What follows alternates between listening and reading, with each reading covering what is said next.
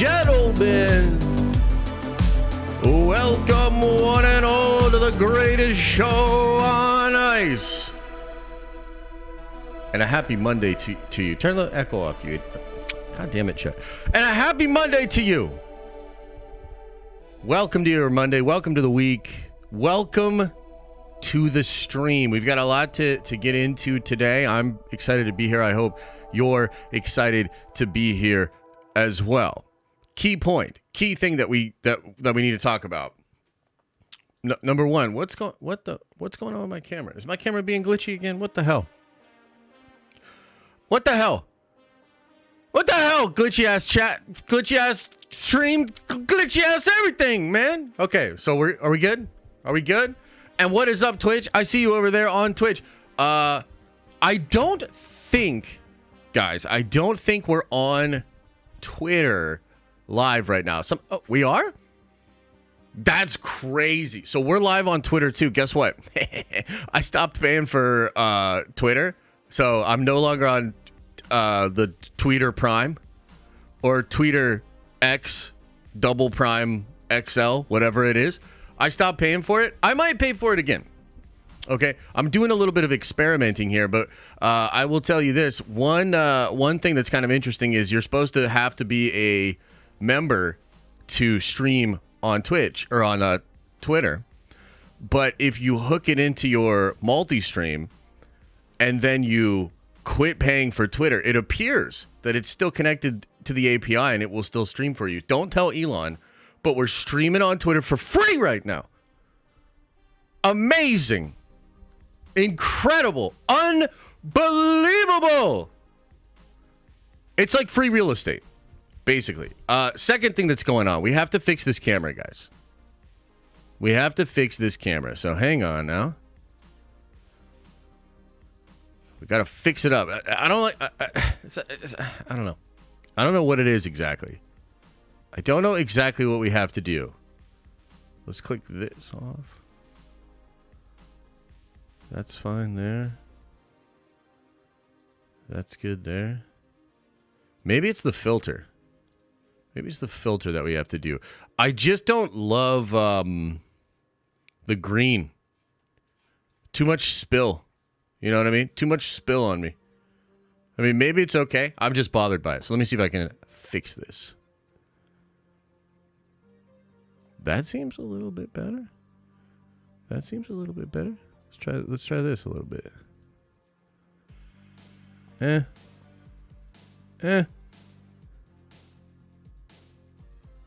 Okay, interesting. Maybe I'll just have to like work on the lighting behind the greens. Oh no, I'm disappearing.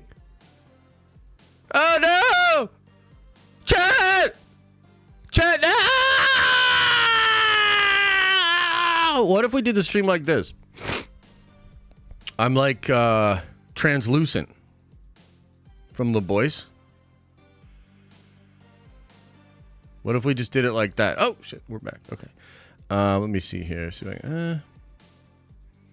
That might be the best that we're gonna get it today. I'm just not like super pumped about it, but I guess I could try to fool around. I think if I do this, it's gonna be all weird. Oh my God! Look at all that green. Should we try it like this? I think this is how some people see me, as this toxic. So here I am, sitting in my toxicity. Oh shit, I don't remember which one we were doing here. Fuck.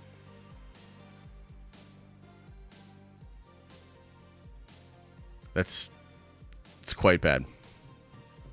That's quite bad. All right, hang on. Hang on, all you rascals. I guess I really got to jack that part up, huh? Now, what if I take it? Then we disappear. We got to find the happy medium. Find the happy medium. Right there. King in the castle. Oh no, it's starting to disappear again. Yeah, no, I am doing this live. And I am doing it with you. A level 3 hype train? Damn, y'all are hyped because I'm adjusting the green screen and all of that. Thanks so much. Thanks for the hype, guys. Appreciate it. I appreciate the love. And he went to film school, folks. That's true, I did. But to be fair, like, we didn't fool around with these kind of cameras. We did, like, real cameras and stuff back then. Regardless, we'll figure it out. We'll stream, we'll go through, and we'll do it, and we'll do it live. Yeah, exactly. Fuck it, we'll do it live. Okay, a couple of different things I want to get into as far as show notes for the week. One of the first things that I wanted to say was, you know, last week we had the Nerdventure stream at 7 on Tuesday. We're doing that again. So tomorrow night at 7, we'll go live for members. But a lot of the members missed last week. And they're kind of bummed about it, and it kind of sucks. Okay, so we figured out a way around this problem. Now, listen, chat. Listen, okay? If you are a member via Twitch, you have got to get on the Discord. Look, if you want to have access to a lot of the stuff, you're going to have to figure out Discord, because there's no direct way to do a lot of the members only stuff that we do on YouTube over on Twitch. Okay? Now, what we're going to do tomorrow night is I will be doing the members only stream, and I'm going to be doing it via YouTube. All the members will get their notifications. All the YouTube people will get right in there, and it's going to be fine for them. But then Elisa is going to stream, basically take like a, you know, screen capture of that stream and send another stream to the Discord. And then via Discord, you guys will be able to get access to that. And also you'll be able to chat in there in her stream, and then she'll relay stuff to me as far as what Twitch chat says. So that's what it's going to be. And yeah, it's like a streamception. Absolutely. So if you're on Twitch, which, you know, the cool thing about Twitch is you have free Jeff Bezos bucks. So if you have Amazon Prime, you get to sub to a Twitch channel for free every month. And if you do that over for the Den of Nerds, we want to give you access to a lot of the cool stuff that the members get here on YouTube. But it will have to be a little bit different. So definitely go check that out. You know, if you're on Twitch, that's just the way it's going to be. That's the way we're going to solve that problem. For YouTube people, it's really no different. For Twitch people, a couple of extra steps, but you still get access more or less for free. You know what I mean? So that's pretty cool. That's what we're doing. Space Tricks Serial TM with a very generous $20 holla. Let's see here. Says, I recently got laid off from my REG manager director of promo position at the weed company. So I started my own promo company, still on the old gods and new. I'm going to get you a bomb cart at SDCC, and we will get some Bespin Cloud Blinkies going on. Hell yeah, man. Sorry about the job situation, but glad to see that you've got other plans and that you're going to bounce back. And yeah, I'll see you at SDCC, and we'll get it going on. We shall get it going on. Thanks for that, man. Much love. Okay, guys. So there's a lot of stuff that we have to get into today. I actually have a ton of notes, and a ton of cool things that I want to get into. But before we get started on that, how was everybody's weekend? Hope you guys had a good weekend. What's going on out there in the world? Can you do sub streams on Twitch? I'm not sure how you can do it on multi. Yeah, you can't do sub streams on Twitch. That's not something they do over there. So again, if you only have access via Twitch, you're going to need to get on the Discord. The Discord will recognize that you are subbed to the channel on Twitch, and then you'll get access to all these extra parts of the Discord, which will allow you to access the fun things that you get here on YouTube. That's how that works. Also, if you're already subbed or a member here on YouTube, if you go sign up on Twitch with your free Bezos bucks, no additional cost to you unless you're already subbed to some other people over there, then you get a second entry to win the $200 GameStop gift card. We give a $200 GameStop gift card to a lucky member each and every month. And this is a way for you to get an extra entry into that by going over and signing up on Twitch. And we will be doing the drawing for this tomorrow during the Nerdvenger stream. So look out for that. Man, this green screen thing is kind of like bugging me. I might try to mess with it one more time, guys. Forgive me. Forgive me. Forgive me. It just... Is that it? That's it? That feels good? That feels better? Okay, I'm done. I'm done messing with it. Looks clean. We're good. Josh, I have a Unity question. Can I ask them in Q&A? Yeah, you can ask me right now. We're going to wait just a little bit before we get into all of the news and everything like that. Because we multi-stream, it just takes a little longer for people to get here on YouTube. By the way, is the thumbnail up on YouTube? We were having some issues with that. The Cowboys losing was a good-ass part of my weekend. You know, this is pretty interesting because we live in a pretty divided world. There's a lot of stuff that we can't agree on as a society. But one thing we can all agree on, except if you're a poor Cowboys fan, is that it is hilarious, fulfilling, and awesome to watch the Cowboys choke each and every year. Each and every year. It's like clockwork. It's amazing. It's unbelievable. And the unity, speaking of unity, the unity I saw online for shitting on the Cowboys, whoo, that was something else, man. That was something special. Gives you hope in the human race. I'm excited. Hey, what up, Rob? Yo, Rob, it's a little bit harder to like see because I'm multi-streaming, so I see when I'm looking at YouTube chat, I can see you pretty easily. When I'm looking at the multi-stream chat, I like can't see you as easily. So sorry if I ever miss you in chat. But yeah, fingers crossed, man. Fingers crossed on your pitch for the X-Men.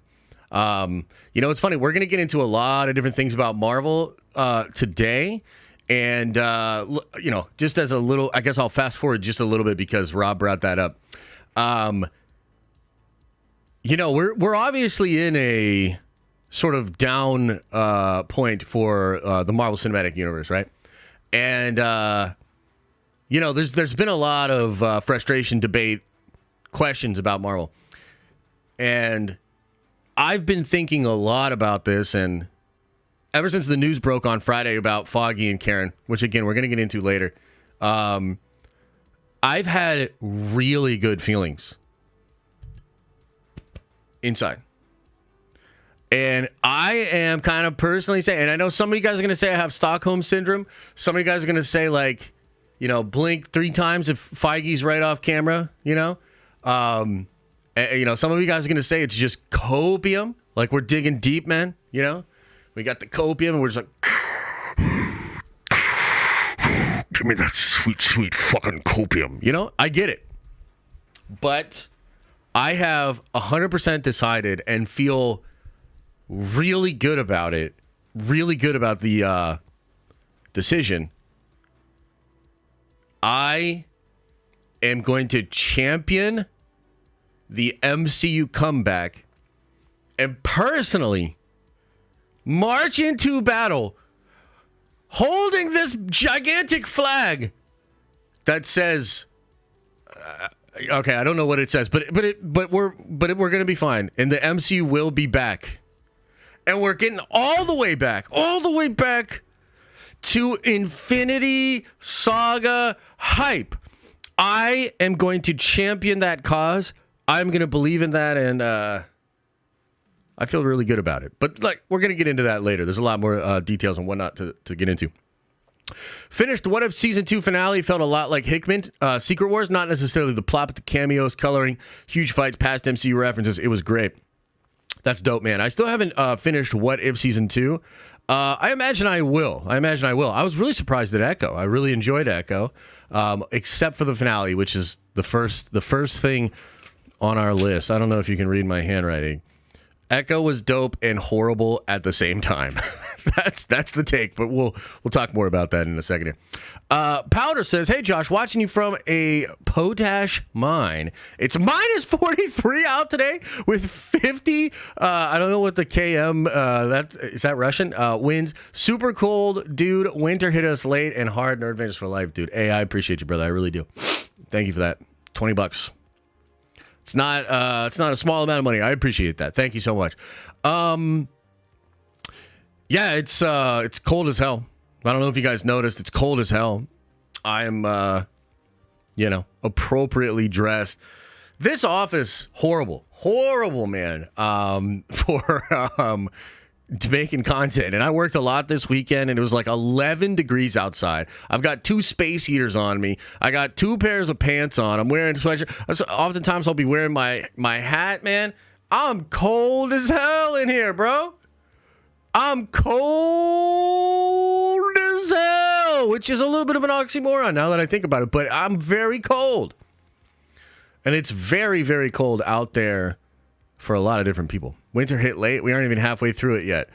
Yeah, but it still did come late. You know, we have, at least where I'm at, we haven't had much of anything, man. A little bit of snow here, a little bit of snow there, but it hasn't really stuck for more than a couple of days before it gets cleared up. This is substantial. And there's a lot of snow. Like Buffalo's getting pounded, and then that segues us right into the talk of the Pittsburgh Steelers playing later today, baby. Woo! I'm excited, okay? Now, is it true that I haven't watched a single Steeler game this year? Yes, that is true. I think I watched a couple quarters here, a couple quarters there. I'm just not into football the same way that I used to be, right? But Steelers, Buffalo, a whole bunch of snow, game gets delayed. I'm finding myself in a position here where I'm incredibly excited for this game. Now, I know the Steelers very likely do not have a good chance against Buffalo. They somehow got into the playoffs. It's a miracle. But I'm excited. Later today, man. Later today, I'm gonna throw back a couple of beers. I'm gonna eat some pizza and wings. I'm gonna swing a terrible towel around, and I'm gonna root for the boys. And I'm excited. It's not going to help them. Buffalo is used to this. Buffalo's obviously used to playing in the snow. You know what I mean? Like Buffalo, that's, they get pounded. But so does Pittsburgh. Pittsburgh is famous for playing in, snowballs and big, crazy, inclement weather. So, yeah, it should be a good game. What I was saying on Twitter, and this, again, I barely have watched the NFL this year, so I don't really know sports ball like that. But my thinking is Buffalo was heavily favored. I would imagine they have a pretty explosive offense. Okay? But in weather like this, especially if those winds are going, that takes away a lot of Buffalo's weapons. It kind of evens the playing field a little bit. It makes the game a little bit more about, the ground game, defense. It's going to just be kind of probably a low scoring, running kind of a game. And that is Steeler football. That is Steeler football. That is how the Pittsburgh Steelers like it. You know what I mean? And this season for them was, because I still follow, basically what's happening, even though I haven't watched a lot of it. They basically had a season where if they're in it in the fourth quarter, despite the quality of the team across from them, they have a pretty good shot of winning. That's kind of been their story all year. That's more so Bills playoff. I haven't really watched the Bills. You know what I mean? Like, the Bills used to be in our division. And you know what's interesting is, like, so where I live, it's like almost an equal distance between Buffalo, Cleveland, and Pittsburgh. It's literally almost a perfectly equal distance between all of those cities. So where I live, there's always been a lot of Cleveland fans, Buffalo fans, and Pittsburgh fans. And Buffalo used to be in our division. And so, used to play Buffalo a lot more. And I have not followed the NFL very closely in the past couple of years. I know Buffalo's been pretty good. So yeah, I mean, if you guys are saying that's all I'm saying is this. Correct me if they have an explosive offense. Yes? Buffalo, yes? No? How did I not choose Cleveland? I don't know, man. Maybe it's just I like winners. Yes, they do. Okay, Kendall. There we go. No, they have Josh Allen. That's it. Wait, what? Really? So they're not like airing it out?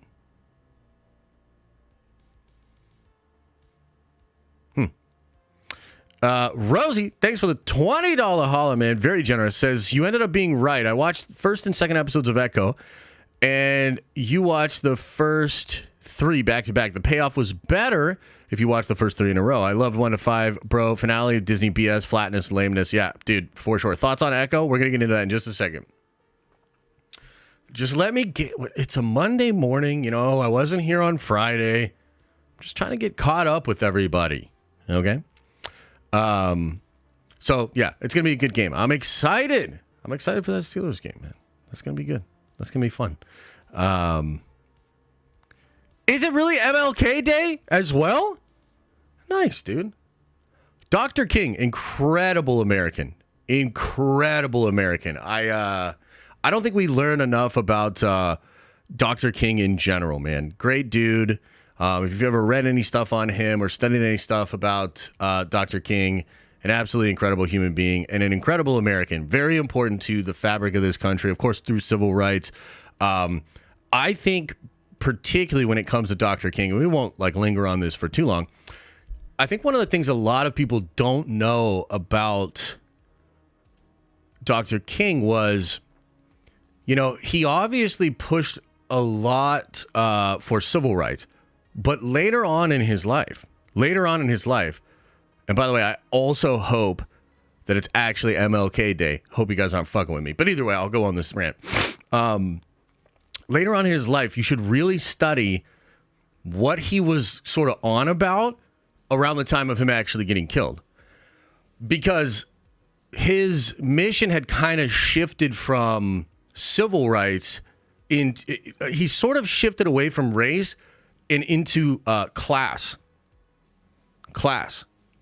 And he was really beginning to take on ruling class versus underclass and a lot of the same kind of stuff like that you would hear Cornel West speak about. Similar stuff that you would hear Bernie Sanders speak about, you know, without getting too political. But a lot of the idea was class, and that being the actual sort of stratification that was really hurting so many people.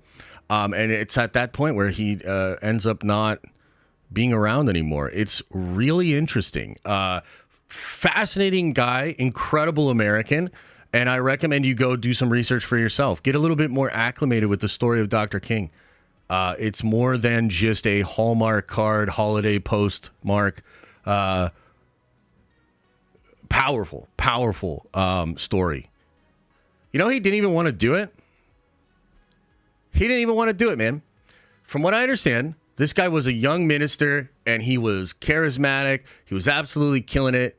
And he didn't even necessarily initially want to become the face of civil rights and become a big person in that movement. And it's sort of like this reluctant hero story with Dr. King. Very, very fascinating. Very fascinating. You got to check it out.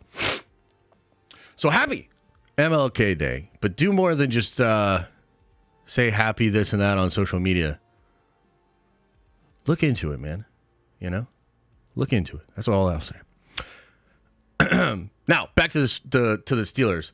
I can't wait, man. And let me just tell you guys one thing. And then we'll move off of this subject. I'm going to tell you guys something right now, and you're not going to like it. A lot of you are not going to like it. If somehow, some way, and I know it would be a very low percentage chance and it would be something of a miracle, but if somehow, some way, the Steelers make it to the Super Bowl, I'm not streaming. I'm sorry. Not streaming. Not streaming. Not gonna react to the Deadpool trailer. Not doing it. I will be cheering on the black and gold, probably with friends and family, and getting really excited.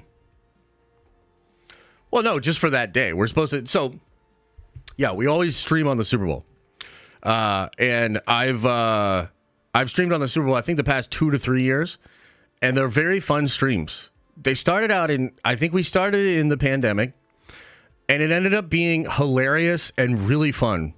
The commentary was fun. We were reacting to trailers, but we were also like waiting for more trailers, and not a lot of trailers came out, and it was a funny experience to like laugh about it, to like keep not getting trailers and be like, what the fuck are we streaming? It was really, really fun. So we'll probably do that again this year.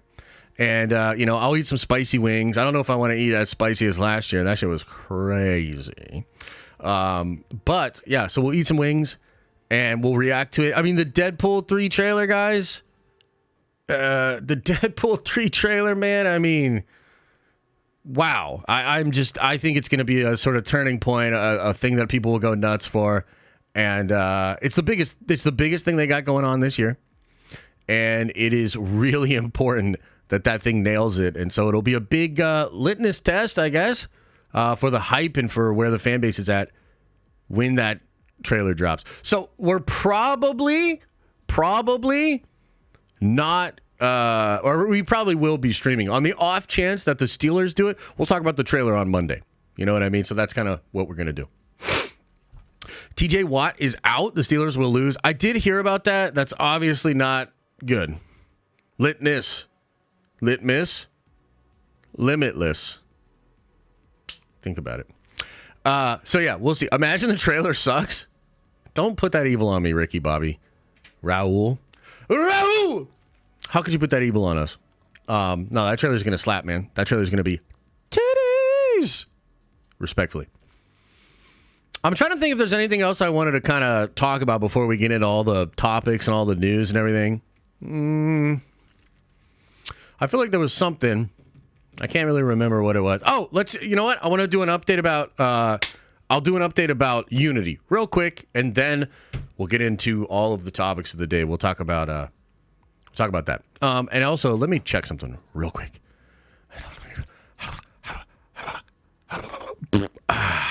Perfect. Okay. Actually, let's make it 2 things. Number 1, a video coming out later today about a comic book.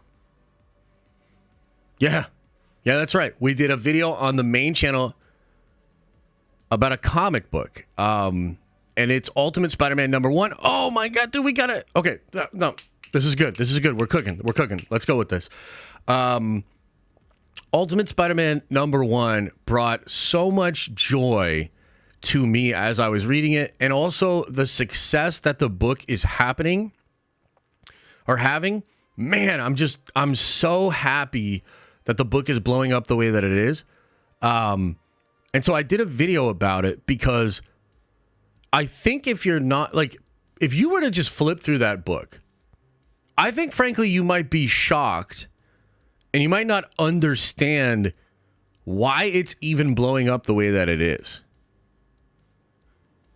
Do you know what I mean? Like, you probably liked it and you're probably like, whoa, this is really cool. But guys, you gotta, I can't wait to see the numbers on this, but this book this hasn't happened in comics in a while. Maybe since Saga, frankly. And when Saga was blowing up. This hasn't happened in a long time, and it feels like something special. But again, if you just read it, you might be shocked. And you might be like, it's good, but I don't why is it blowing up so much? Okay? And so I did a big video, I think it's like 16 plus minutes, working with one of our new editors, and he just dropped me the video and he said it's maybe one of the best videos he's ever made as an editor. And I'm really excited. I want to look over it. We had a very distinct goal, and we were trying something new with this video. And if you guys like it, might do more videos about comics on the main channel. And I really think I'm excited. I think you're going to enjoy the video. I think it's going to be really fun. So look out for that later today. Okay, now let's talk Unity. I have good and I have bad news. If you were in the stream on Friday, the Diamond Lounge stream, you know, I talked about how I had just gotten some of the letters. We went over some of them on stream. I showed a little bit here, a little bit there. I also teased the people on Discord about it. Here's the bottom line. We got the letters back, and only about 15 pages worth of letters. I think. Maybe 20. And there's a lot of stuff I love about the letters. Some really interesting design choices. The balloons themselves are really cool. I'll show you what I mean eventually. However, as I put it all together and I read some of it on the page, there was definitely some clankiness, and there was some stuff that I wanted to change, okay? And I'm probably even going to add another page to chapter 1. And this is just because I kind of realized as you're going through it, like it's jarring, and it's like it kind of like boom, boom, boom, boom, boom, and there's no like take a breath, what's actually going on here kind of moment. So I figured out a way to put that in there. So we had to make changes, more changes than I would have hoped for, but changes that are going to make that very good. It's going to be a very good experience for you guys when you read it. I just spoke to the letterer this morning, and I have a laundry list of stuff that we need to fix in the letters. And so later today, I'm going to be putting together that list for him. He's going to be making the changes, and then he's going to forge ahead with the rest of chapter 1.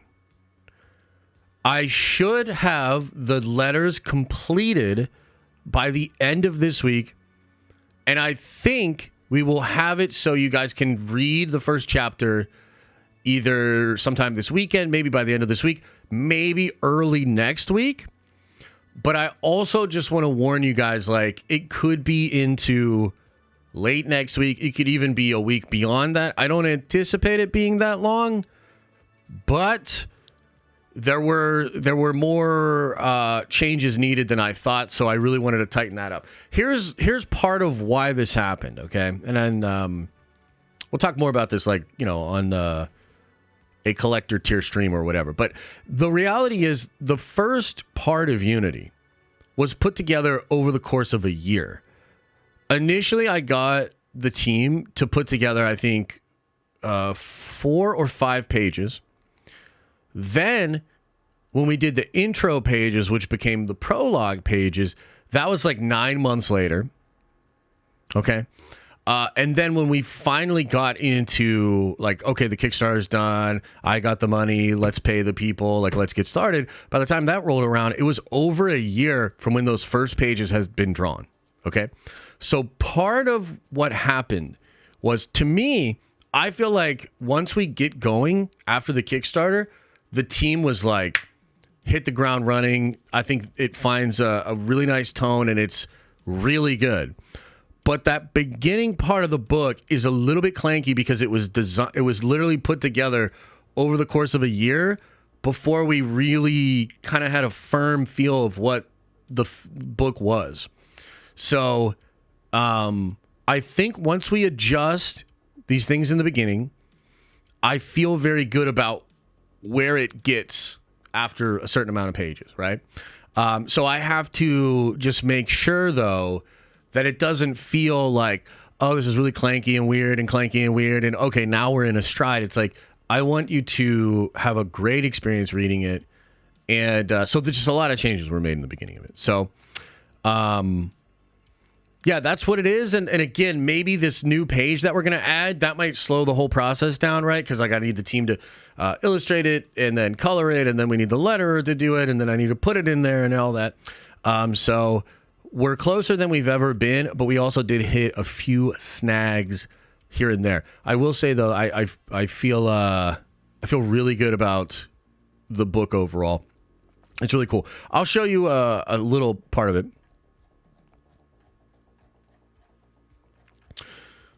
I showed this page before, but check this out. It's really cool, man. This is sort of an example of what the letters look like on the page. And you've got this kind of distinct design here for the computer within Unity Tower and how that communicates with the general. And so I really like it. And then also, I was talking to Netho Diaz, who did our cover.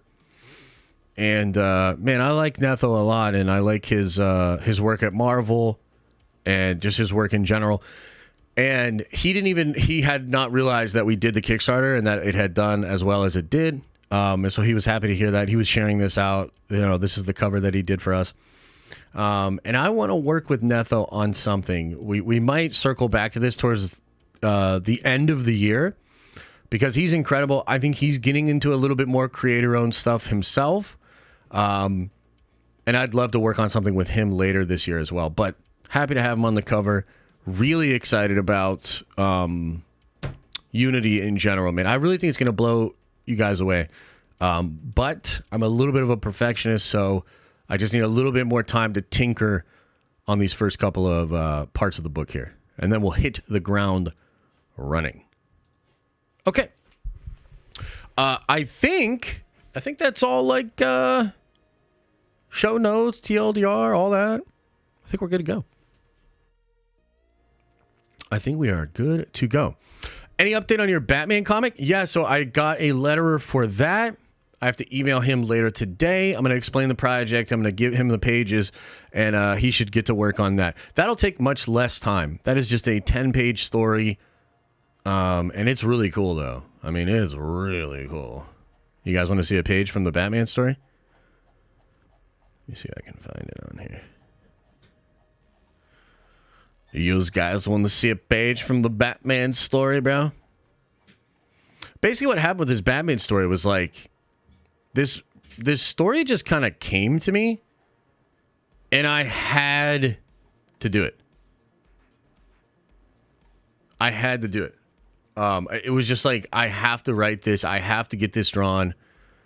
Yeah, I don't know if you've ever had that where something just gets kind of stuck in your mind and you have to talk about it. So it's going to be in black and white.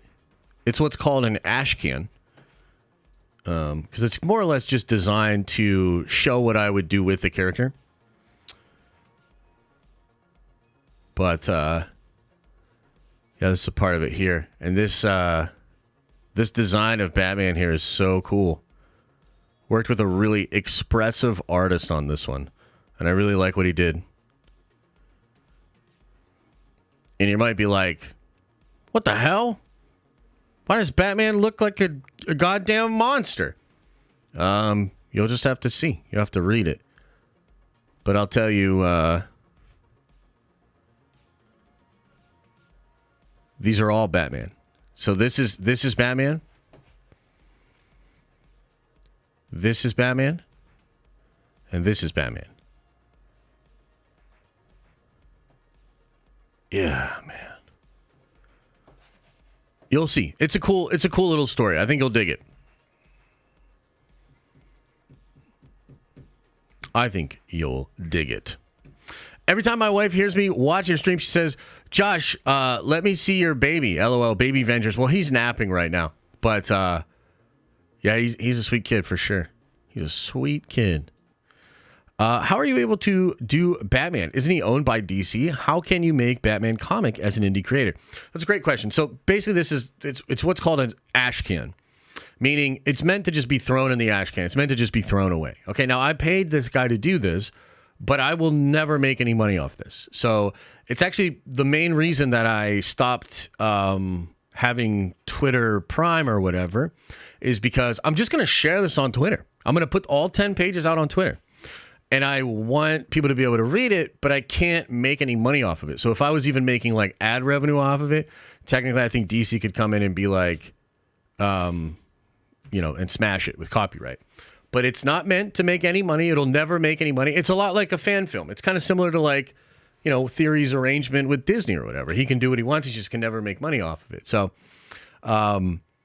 this is something that I would send to editors or publishers and be like, hey, man, I'm a comic book writer, been working on comics for a long time. Here's an example of my work. This is what I would do with Batman.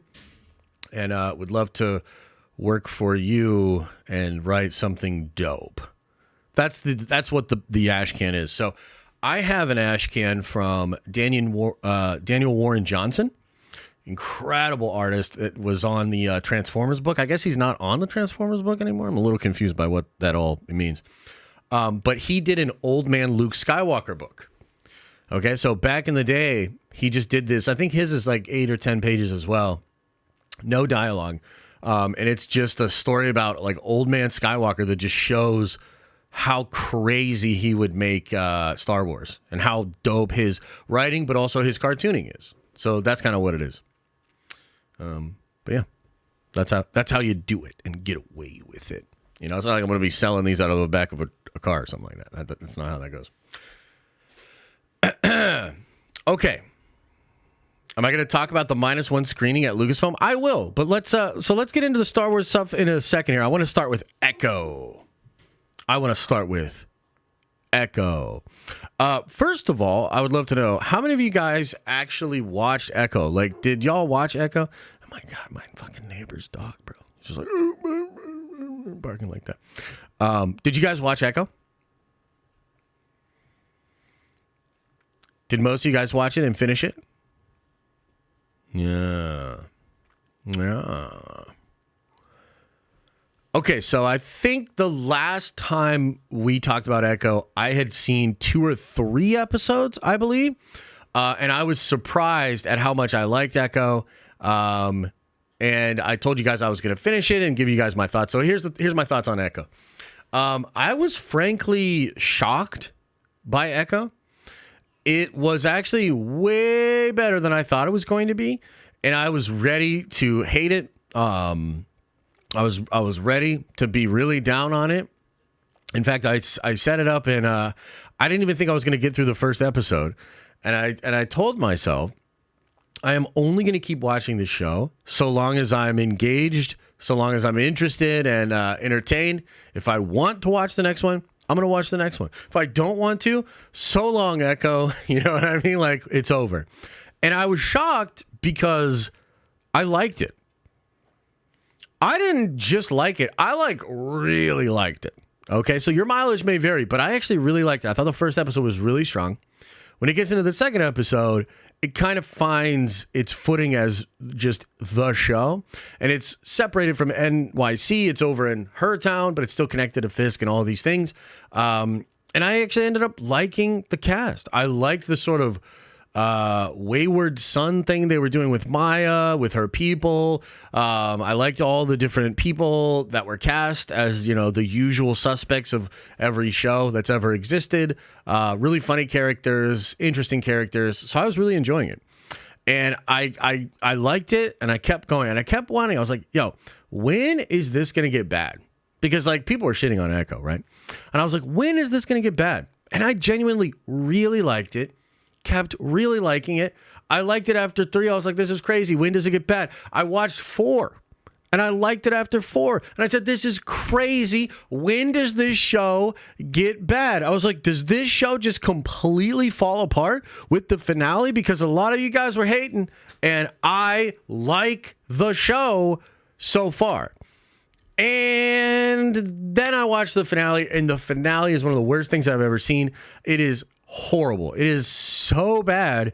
And I kind of I understood it. It was like I got it. I understood the whole Echo thing, okay? Because Echo is incredible and horrible at the same time. It is both things at the same time. And there's a part of me that was really impressed with a lot of the things the show was functionally doing throughout its first few episodes. And then that finale was like, we have no idea what to do with this character. We're going to do all the Marvel checklisty type things, and then we need to just get the story focused on the next part. And it was absolutely horrible. It fails in the same way that most of the Disney Plus shows have failed. I think the only one that hasn't had this is Loki. Loki has very strong finales, very strong finishes to both of its seasons. every other Marvel show starts off kind of good, loses its way completely, and then wraps itself up in the end in a way that's like laughable, horrible, stupid. It's like it's like all the Marvel checklisty things come in. We need to put this character in a suit. We need to introduce this other character. We need to show how this sets up the next thing. All of those things just like boom, boom, boom, boom, boom. Like seriously, there was like this really well-crafted thing going on there.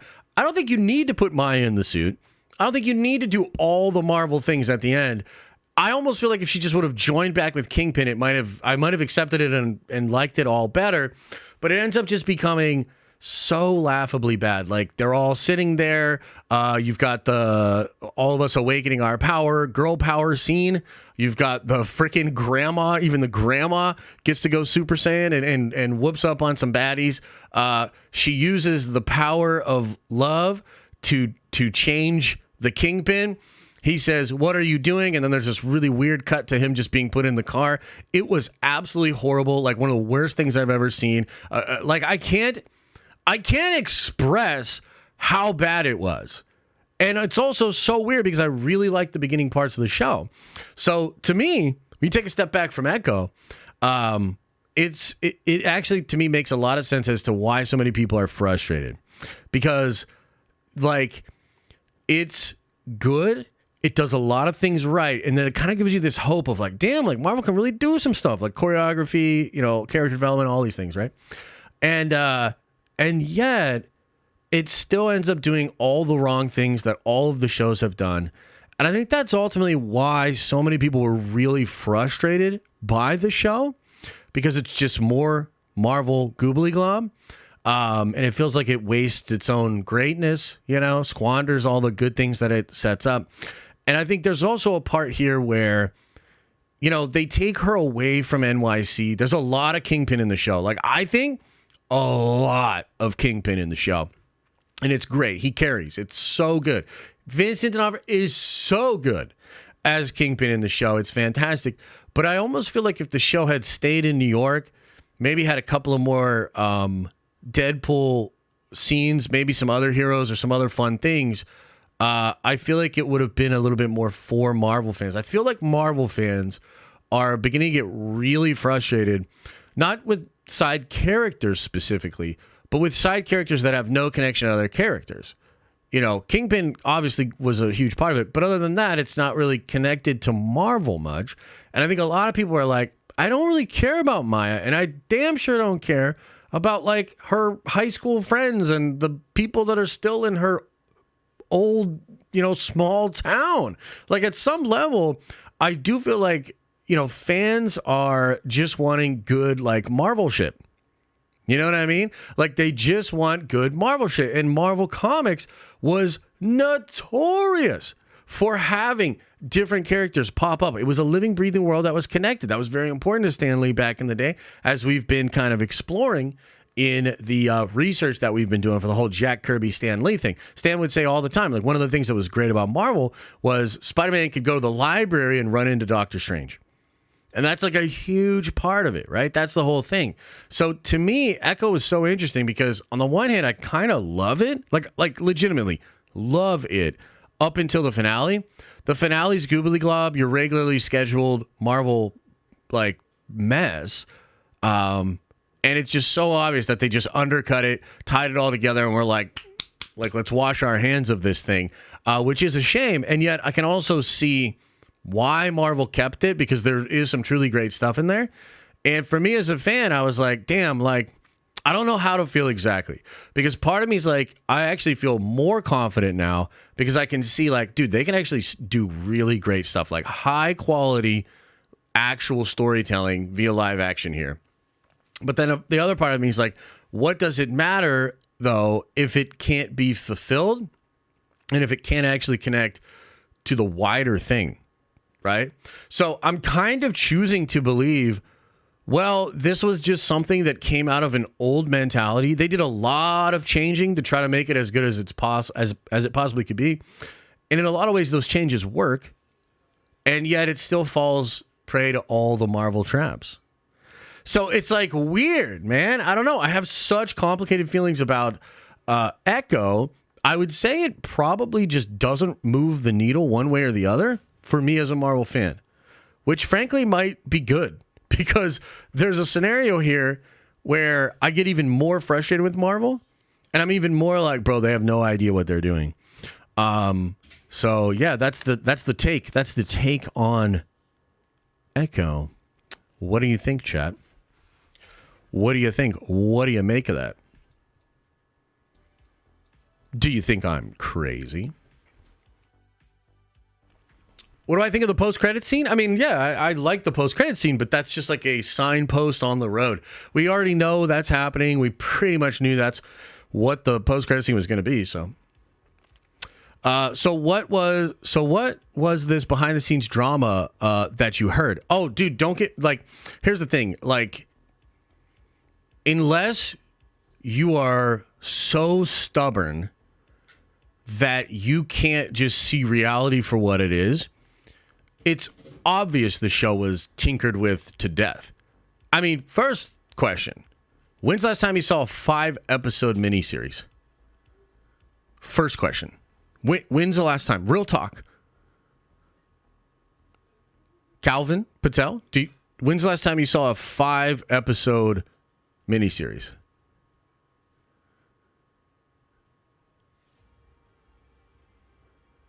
Probably never. Yeah. Also, the producers themselves explain that we came up with Marvel Spotlight, which is one part you don't need to know all of Marvel and one part violence. They came up with Marvel Spotlight while they were doing posts on Echo. So an 8-episode show that became 5, that first episode uses archival footage of Hawkeye, and they create Marvel Spotlight out of it. It's so obvious that the show was hack job, that the show was cut to pieces, that the show was rebuilt, and that they did a whole bunch of stuff to try to fix it. So that means the original version of it sucked. You know what I mean? So you don't even need to have sources or to talk to people about it, to just have common sense and be like, oh yeah, no, this was a very troubled production. You know what I mean? But again, I'm kind of sitting here on the other side of it, and I'm actually impressed with, because they did the same thing with Secret Invasion. Okay, they did the same thing with Secret Invasion. They kept pushing it back. They did all these crazy reshoots. Like, remember when they were shooting in Iceland and that one small town was like sharing all the stuff in their local paper, and Marvel was getting all triggered because people were finding out that they were shooting like a month before Secret Invasion came out. They did the same thing with Secret Invasion, and it doesn't work at all in Secret Invasion. Like, Secret Invasion is utter shit. But Echo actually had redeeming qualities, found a pace, actually had some cool stuff going on. I was intrigued. So again, that's part of why, like, to me, I feel a little bit even more confident in Marvel's ability to pull this together and scramble, because, you know, it's just one of those things right now where, like, we have to be real. Like, of course, Marvel scrambles. That's what they do. Like, that's their formula. But for the past year and a half, it's kind of felt like, man, this scrambling is not really working, right? So, like, Quantumania, Love and Thunder, even to a degree, Wakanda Forever, Secret Invasion. These are all movies that were like, bro, this scrambling ain't, like, y'all are not scrambling the way you used to. And, you know, the Marvels is also a sign of that. And then you have Guardians of the Galaxy Volume 3, which, to his credit, James Gunn actually takes a separate approach. So James doesn't scramble as much. And that script had been done for years. When he got fired, he had that script. Because I remember the cast and crew were like speaking up for him. Chris Pratt went to bat for him heavily. And they didn't get him rehired right away. But then Chris Pratt was like, okay, well, you better use Gunn's script. Do you guys remember that? When it was like a big thing where they're like, we have to use Gunn's script. Well, it's the same script from years ago. I'm sure he touched it up. But it's the same script. So when you have a year and a half of projects that are scrambling, that don't seem to get there, and then your best project, or, you know, a really good project, comes from a completely different mentality with Gunn, it starts to feel like, oh shit, maybe they can't scramble. You know, maybe they can't. To me, Echo was the first sign of life where I was like, I think they can still scramble. You know? And we're going to talk about Foggy and we're going to talk about Karen. I mean, make no mistake, that's a scramble. That's a scramble. You know what I mean? They're scrambling. They're scrambling. Star Wars is scrambling. Like, make no mistake. That Mando movie, dude, that's a scramble. But I think the difference is Marvel has a history of actually scrambling and succeeding. And I still think they have an eye for talent. And they did some great stuff with Echo. It all ultimately left me unfulfilled.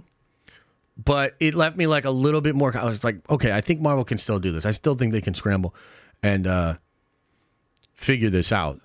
But yeah, no, the show is, the show, I think, is pretty obviously a hack job. I just felt it worked. You know what I mean? And maybe you didn't or whatnot, but yeah. I don't know. What do you guys think? Mars says, I went in with no expectations and was pleasantly surprised. To me, it felt more like a series to reintroduce Kingpin. They probably could have turned a more convincing actress to play Echo Maya. I actually like Maya. Like, I genuinely liked Maya in the show. Original episode 6 tied to the previous version of Daredevil Born Again, correct? Which they had to change when Daredevil Born Again was reworked, correct? I believe that's part of it. Yeah, I think that's part of it for sure. Can Marvel handle one movie a year? Oh, yeah, for sure, bro. For sure. Besides, you're getting like 4 or 5 of them next year, I think. Disney will never learn. I disagree completely. I disagree completely, sir. And I think they are learning. Okay, now, there's one other thing that we got to talk about with Echo, okay? Because as much as I liked Echo, guys, there was one recasting that really bothered me, okay? And I don't know if you guys saw this or not.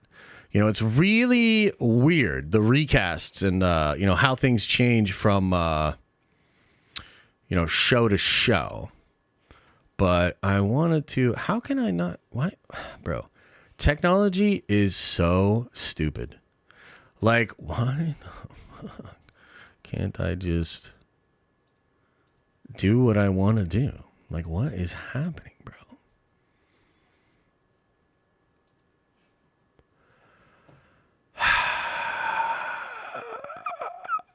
Okay, here we go. Got it.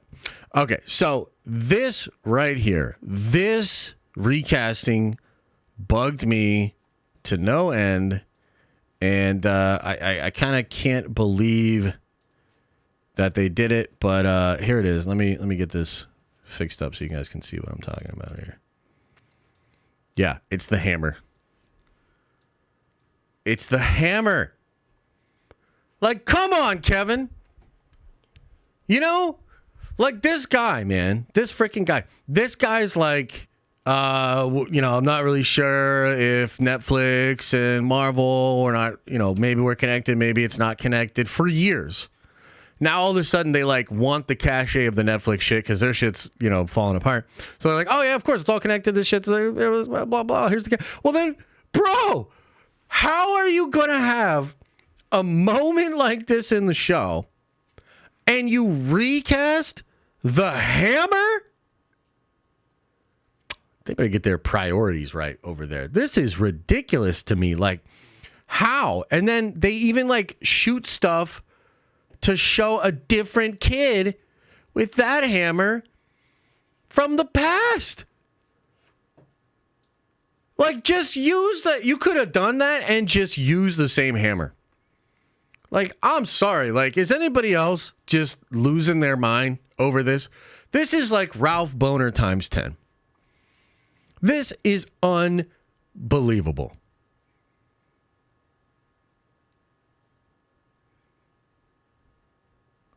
This is what, I got a lot of feelings, and part of me is trying to root for Marvel, and like I said, we're going to get there. But then you go and do stuff like this, Kevin Feige. Why? Why? This hammer, is this hammer even working in Hollywood anymore? Is this hammer even, is it AI? Is this an AI hammer? You know, I mean, what were the strikes even for? Has anybody seen this hammer?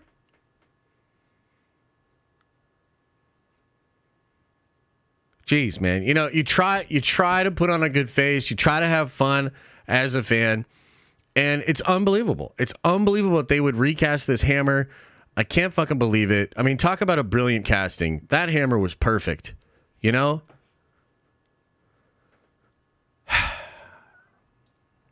So, just wanted to bring that to your attention there. Okay. Okay, so that's all of the Echo news. Let's get into talking about a little Star Wars here, okay?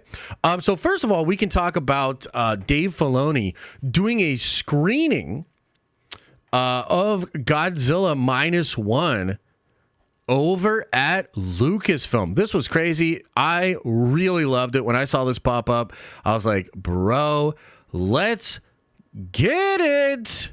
Dave Filoni, the chosen one. It says right here, this is super fun. Director Takashi Yamazaki was at Lucasfilm this week for a screening of Godzilla -1. It was organized by Dave Filoni. Now, might seem like less relevant than even the Hammer story, but I promise you it is actually quite relevant. And it's quite exciting because this guy has a movie that's blowing up right now, okay? Taking over. People love Godzilla -1, especially Danny, Kingdom 101. I feel like he might just be feeling, like sensing that I'm talking about it, and maybe he'll pop up in here because he loves this movie so much. But this guy's blowing up. He's having a moment. He also said recently in an interview that he's hoping to get a call to make a Star Wars movie, okay? And Dave Filoni, not Kathleen Kennedy, but Dave Filoni organizes a screening of Godzilla -1 with the director at Lucasfilm with all the employees and everybody. I mean, that's such a feel-good, like, nerdy, dope thing to do. And it just kind of gave me this feeling of like, man, this is why I love Dave. This is why Dave needs to be more and more in charge over there, because he will actually do this. He will bring this guy in there and have a screening like this. And number one, it's just awesome, right? But number two, this guy wants to make a Star Wars movie. So I really do wonder now, will we get this guy actually making a Star Wars movie together? And I wonder how much like Dave and he, you know, talked about potentially the pitch. Like, did he soft pitch this as well? I'm not really sure. But it's a feel good story. And at a time when there's a lot of like, oh, Lucasfilm scrambling, like we're not sure. It's just really cool that this is maybe an option. And I wonder, like, do you guys want this guy to do a Star Wars movie?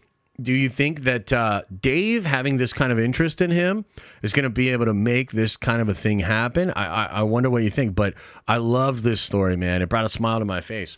What do you think, chat? What do you think? Because the way I understand it, right, the Godzilla in the movie isn't even the protagonist. Like, he's like a force of nature that the human characters have to sort of work around and try to figure out, right? Yeah? Okay, so I'll give you a pitch. My pitch for this guy. Do Nihilus. Darth Nihilus. And Nihilus is, just like Godzilla, this kind of like force of nature that's destroying planets and taking the force and the life force of these planets, okay? And you kind of have a movie built around Nihilus moving through the galaxy. And you can even set it. You could set it in the past. You know, you could set it in the future. You could do whatever you want to do. But yeah, dude, having this kind of a guy with the horror vibes do something like that with Nihilus, I think would be really, really cool. That'd be fun. Yeah. Annihilus? No, wait, did I say Annihilus? You guys are crazy. I would rather want this guy than some random documentarist, says Ninja Ranger over on Twitch. Oh, okay, I see you, baby. That would be nice for a change of somebody that knows Star Wars. Yeah, no, for sure. The guy obviously likes Star Wars too. That's another thing that's really, really cool. So yeah, kind of a feel-good story. Not too much going on there, but wanted to bring it to your attention either way. Pretty cool. Pretty cool. Yeah. Good stuff. Okay, next thing that I wanted to talk to you guys about, and this one's interesting as well. Let's see if I can find this here. Okay. So, I think this was on Friday, I do believe. There was a big story that came out from Daniel RPK that Star Wars was doing a What If series, okay? And this blew up because obviously Daniel, very good, has good sources, usually pretty reliable, less reliable lately, actually. But Daniel had that report and it blew up, okay? Now, here's the thing. I don't think that's real. In fact, I had a really good source reach out to me and say that Star Wars What If is completely false.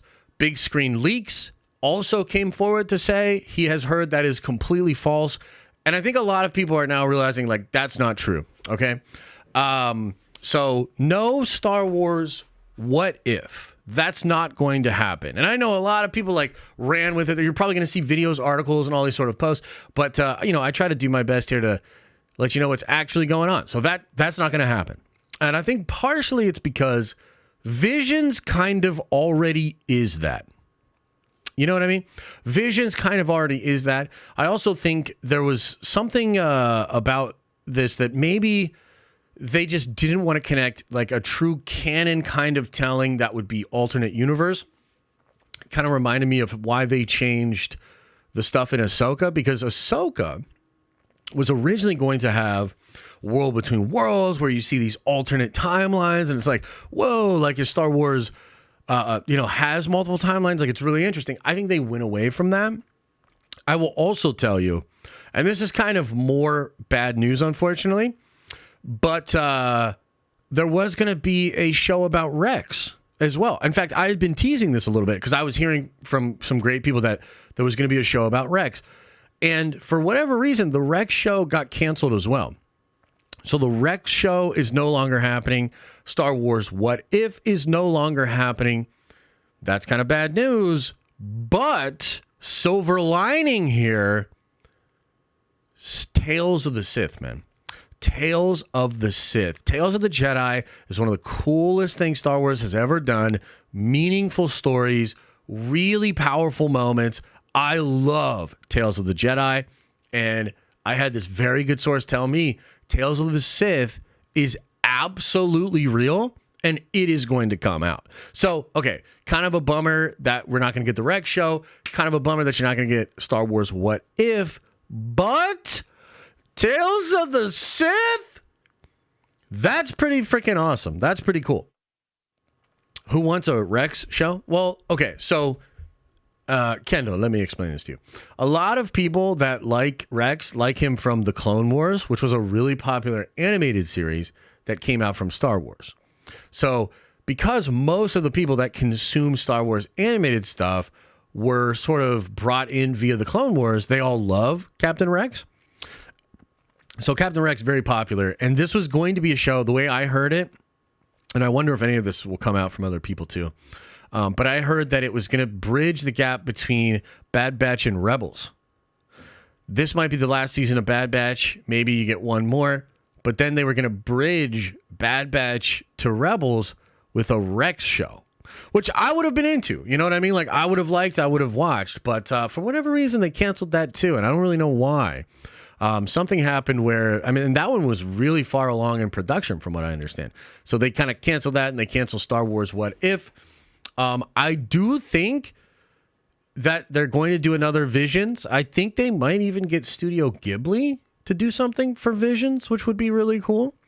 But the main thing, the thing that's really dope is Tales of the Sith. And Man, that sounds freaking awesome, dude. Tales of the Sith. There's so many dark side characters and Sith characters that I would love to explore. I want to know about Plagueis. I want to know about Tenebris. I want to know about Bane. I want to know about Revan. There's so many Sith that I want to know about. So I think Tales of the Sith could be absolutely fantastic. And I also hope that I hope Filoni's like involved directly. There's some question because he's doing so much. Like it just came out that he's co-writing the Mando movie. We'll talk about that in a second. But he's doing a lot, you know, including getting the Godzilla guy over for a screening. So who knows if he'll be able to be directly involved, but I hope so. I want him to write it. I think Filoni needs to write Tales of the Sith. You know what I mean? So there you go. A little bit more Star Wars news when the animated stuff. No Star Wars What If, no Rex show. Tales of the Sith is happening. I think there might be other animated stuff happening too. But yeah, what do you think, chat? What do you think about Tales of the Sith? That was pretty sick, huh? Can't have someone coming up with better what if stories in the current canon. Just imagine. Yeah, no, that'd be a tough one. The fact that we haven't even had a trailer for the next season releasing is depressing. What season? Are you talking about Bad Batch? I think you might get a Bad Batch trailer this week. Like, I don't know for sure, but I feel like you might get a Bad Batch trailer this week. Need Darth Sion? That would be cool. Keanu Revan? That would be dope. I'd be into that. Keanu Revan. I wish it would be about Bane so the newbies can learn about the rule of two. Yes, I think that would be a good idea for sure, man. Gregory. Please, bro, canonize Plagueis like the novel. Yeah, that would be cool. Why is my multi-stream chat only showing Twitch people right now? On the thing, it's showing both of you guys, but on my stream, it's only showing Twitch. That's weird. Alex says, finally got my first DL stream, and it was dope. Oh, Diamond Lounge, nice. Cheers from New York. Wish you and the family the best. Can't wait for Unity. Hey, I appreciate it, man. Canceling the Rex show saved you rage, Josh? I mean, maybe. Maybe. Maybe. I don't know. Maybe. Andor Season 2 trailer win? Probably later this year. I mean, that show's going to come out sometime next year. So probably later this year. I will believe they are listening when they recast T'Challa. Hang on, Andre. We're not there yet. But I'll address that in a little bit when we get into that. Okay. Next thing we have to talk about when it comes to Star Wars, this whole Mandalorian movie, guys. This is crazy. News obviously came out last week. Press release from Lucasfilm. We're making a Mandalorian movie. A lot of conflicting reports on whether or not there will be a Mandalorian season 4 or we're just going to get the movie. So I know that Jason Ward was reporting a rumor that you're going to get like 6 episodes of the show and then get the movie. I actually don't think so. And I had a source reach out to me and say they don't think that's going to happen. I think there have been some other insiders kind of hinting that that's probably not going to happen. Like the Hollywood Trades were reporting stuff in a newsletter over the weekend. One thing really interesting in there, of course, Filoni's going to co-write this movie with Jon Favreau. So, yeah, pretty freaking interesting with regards to all of that. So the first thing, I guess, is would you guys want there to be a show that then leads into a movie? Do you think that would work? Or do you just want the movie? And again, I don't think you're going to get a show. I think you're just getting the movie. I think that's going to replace season 4. I think then you'll get Ahsoka season 2. And I think then you'll get Filoni's movie. Okay?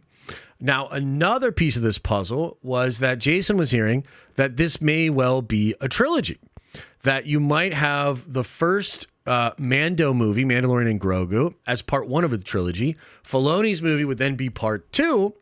And then you would get the third part to have a nice trilogy of the Mando verse. And I'm wondering what you guys think of that. Because I got to tell you, if they had just announced at Celebration if they had just announced at Celebration that we were getting a Mando trilogy next, and that's where we were going with this, and that's what we were building towards, I feel like the fan base would be in a much better spot. I think the idea of doing the Rey movie is divisive and silly. I even think doing a movie with James Mangold is divisive and silly. I mean, people, the Indiana Jones movie was a horrible bomb. It's not, it just doesn't feel good to be like, okay, yeah, this guy's now going to do the older Jedi thing. They also feel kind of disconnected, right? I'm sure there's a connective tissue between those films, but you've got a Filoni movie that wraps up Mando. You've got a Rey movie that's not the beginning of a new trilogy, has some sequel trilogy characters, and brings back Daisy. And then you've got the James Mangold film that takes place like thousands of years ago, right? So for me, I got to say, I really think it would be fantastic if they had just gone with this trilogy, and I hope that this is kind of the way that we go with it. So that's kind of the first part here. But the second part here, guys, and this is like, I think a lot of us called it right away, but it is what it is. This is absolutely a scramble on Lucasfilm's part. Like, they are scrambling crazy bad to be doing what they're doing. And I don't know how much of a scramble exactly, but like, they were about to film. Like, guys, they were going to start rolling cameras on season 4. That was supposed to happen in February or like early this year. Season 4 of Mando. And so kind of out of nowhere, they're like, no. And so now what you have is whatever this idea was for season 4, at least part of that idea is being adapted for the film. They're now going to have Dave Filoni co-write that movie with Jon Favreau. Okay? Which means what? They got to write it. Because it's not written. You know, they had scripts for Mando 4, but it's not written. So now they're scrambling. And you've got John and Dave writing a new movie. And this movie has to be good, replace season 4 of Mando, and potentially set up a whole new trilogy. Okay? So part of that is like, oh boy, here we go again. Star Wars, here we go again, okay? And I think everybody, as a fan, you know, you got the right to question it. You know, it's weird. You know, the track record isn't great. So I totally understand that. I think that's fair. But on the other hand, guys, I think it's important to realize we've got John and Dave now potentially doing a trilogy of Star Wars movies. So like, we kind of got what we wanted. You know, for me, I was like, I don't know why we're doing all this stuff. Like, just do a trilogy, give it to John and Dave. And it seems through a series of unfortunate events and a lot of, you know, screwing up from Lucasfilm and a lot of weirdness, it feels as though now they've kind of pivoted and scrambled and they're going to give us what we had originally wanted. And so even though it's a big scramble, and even though there's a lot of issues here, I'm choosing to be optimistic and choosing to be hopeful because this is John and Dave doing a trilogy with characters that I think a lot of people love. And that is so much better of a formula than Charmin doing a movie with a character that at least half of us don't love. You know what I mean? So make no mistake about it. It's a scramble, and you have every right to be skeptical of it. But again, guys, these are the guys. These are the GOATs. And they're making the best stuff over there. Even though season 3 was a big fall off, even though Ahsoka doesn't quite reach the heights that we wanted, that's the best stuff going on in Star Wars right now. Like, period. You might say Andor, but that's because you're probably a smelly Redditor that remains anonymous and likes to get, you know, cloud and doesn't know things and doesn't love Star Wars and is a big old dumb fart face. It's not Andor. It's John and Dave stuff. So what an opportunity. What a cool time. And for me, it's like I've been thinking about, Like, I cover this stuff for a living, right? I cover this stuff for a living. I've been very involved in the Star Wars fandom for years. And there are moments where it feels like things are going right. Like Mando season 2. Like Ahsoka in its middle stretch, where you see the fandom come together and you remember what Star Wars can really be like. And you can really get back to that feeling of enjoying things, wanting to participate in the fandom, exploring the ideas, understanding the motivations of the characters, thinking about the Force, thinking about the lore, thinking about the theories, thinking about Marok's identity, thinking about all these different things. And then these moments you remember like why you got into it, and that Star Wars is pretty dope, and that there's still life. There's still a spark there.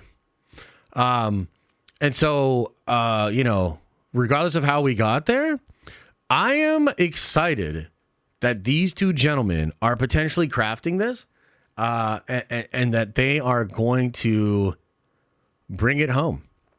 You know what I mean? And like, bro, what if that Mando Grogu movie is like good? Like, what if it kind of slaps? Like, what if it's like good?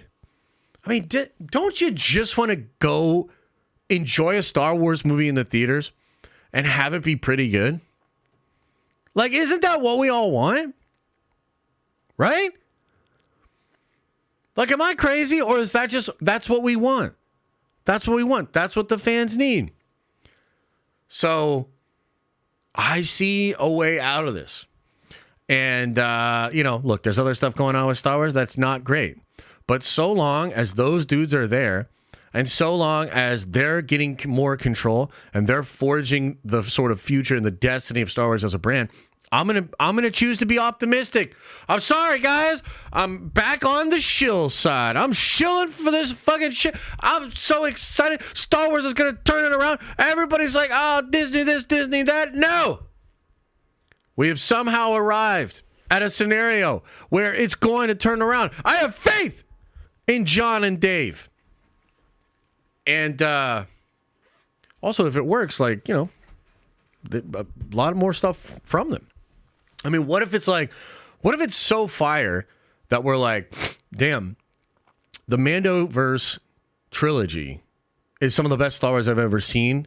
Young Luke swinging that thang. Young Leia, Han Solo. I mean, maybe I'm getting ahead of myself, but I think if you're going to do that era, if you're going to do Heir to the Empire, I think you need those characters. So, I mean, come on, man. We might be getting a trilogy with the OT characters. Some Mando, Grogu, of course, Babu. Some other really fun characters. Thrawn. Like, that's the shit that, like, I'm excited. That's good stuff, man. And so, yeah, I'm choosing to be optimistic about it. I wonder what you guys think. Am I crazy? Do I still have Stockholm syndrome? Should I blink 3 times if Kathleen Kennedy is just off screen with a shotgun?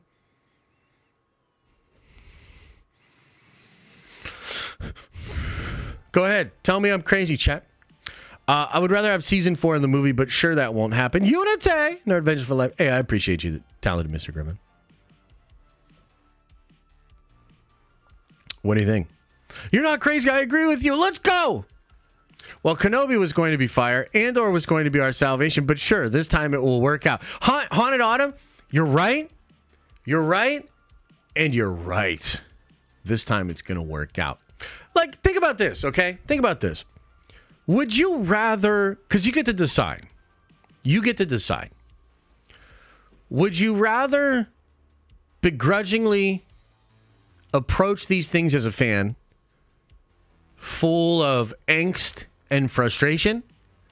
Or would you rather try to find the silver lining, think optimistically of how it could be good, and choose to get excited again about Star Wars? I can't make that choice for you. You make that choice. You know? But like, in all seriousness, like, I'm at a place where, look, I've been super critical. In case you haven't noticed, I've been very critical of Star Wars. Okay? And, I mean, look, they fucked up. I don't know what you want me to say. They fucked up in a lot of ways. I still think Kathy needs to go. And I think that like, just so long as Kathy's in charge, there's going to be a lot of question marks for me. But for me, it's just like, I don't want to sit there and just think about how it could be bad or be reminded of Kenobi or, you know, get all these frustrated things. It's like, just like with Marvel, how am I going to choose to approach this as a fan? And I'm going to choose to try to be optimistic and excited, you know? I don't know if I can do that for the Rey movie, you know? Like, I'll try to be nice and I'll try to give it a fair shot, but like everything about the Rey movie just frustrates me and I feel like rolling my eyes, and I just think it's a product of the culture at Lucasfilm that's not aligned enough with just what Star Wars is. Like, you know what I mean? Like, that's it. But if it's John and Dave, like, I'm going to choose to believe that those guys are going to be true to George Lucas Star Wars. They're going to be true to the love they have of the franchise. And like this, like, here's the thing. I'm absolutely certain that both of these guys understand where Star Wars is at, right? If you'll recall, around Mandalorian Season 2, there was an interview with John. Do you guys remember this interview where he was talking about how you have to feel the audience and how you have to, like, respond to the audience? And it's a lot like stand-up, where he used to do stand-up and you'd be in the room and you feel the audience. You feel what's working, you feel what's not, right? So I believe that John and Dave are the kind of guys that are aware of where the fan base is at. They're also aware of the limitations placed upon them by Disney, Lucasfilm, etc. And I personally think these guys are fighting like hell to make sure Star Wars has a better future. No, John did some stand-up comedy. I don't think Dave did stand-up comedy, no. But yeah, that's what I think's going on. Like, I really believe that. I really believe that. And I think a trilogy of movies, as crazy as it sounds, I think that landing in their lap and having built what they've built so far with the Mandoverse, I actually think this could work. This could be a perfect storm of dopeness. Fight harder? Maybe they will. Maybe they will. What do you think, chat? Is it crazy? Is it too wild? You're very optimistic. The only reason I'm not just saying you're totally wrong is because of John and Dave. Well, there you go. There you go, man. What happened to just good storytelling with characters the fans want? The IP got to where it was by staying true to the roots of what George created. Yeah, I agree with you. I agree with you. And I think those are the guys to get it done, man. I think those are the guys to get it done. Disney's too political now. I agree with you. So what if they stop? Because, like, that's my question, right? Is like, what if they stop? Because I hope they stop. I would say a lot of shareholders hope they stop. I would say even a lot of people within the company probably hope that they stop, right? Even if it's just from the perspective of, maybe we're being a little too overt with this, and given the political climate in the marketplace, perhaps we should dial that back a bit. How's that not... Like, we should all celebrate that. You know what I mean? Like, because I agree with you, that doesn't mean it's going to be that way forever. Like, my hope is within a year from now, maybe within 2 years from now, we'll look back at this time through Disney and be like, oh, man, like, dude, yeah, they were still kind of in the thralls of it, and they had made a lot of stupid decisions, including being too overtly political. But, man, it's just so nice that we're now back with the focus on entertainment. Because that's all it is. Like, it can be political, but the focus has to be on entertainment. You have to entertain people. And I think Star Wars has to be escapism. Star Wars...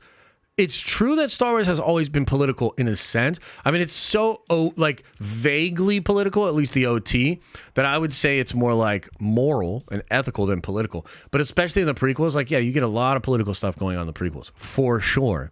I think the difference is, like, it was less overt, it was more character-driven, and the focus was on being entertaining. Like, the focus was on the mythical story, the adventure. And that's where the focus just needs to be. That's the formula. you know? So, yeah, no, I genuinely think they can turn this around and they can do better. And I think that there are people that working there that badly want that to happen. You know? So it's kind of interesting. Okay, so that's all the stuff about the movie. Okay. Now we have to talk a little bit of bad news here. And then we'll move on to the Daredevil stuff because I'm really excited about this. Oh, you think I've been toxically positive so far? You think I've been huffing too much copium so far? Just wait. You just wait.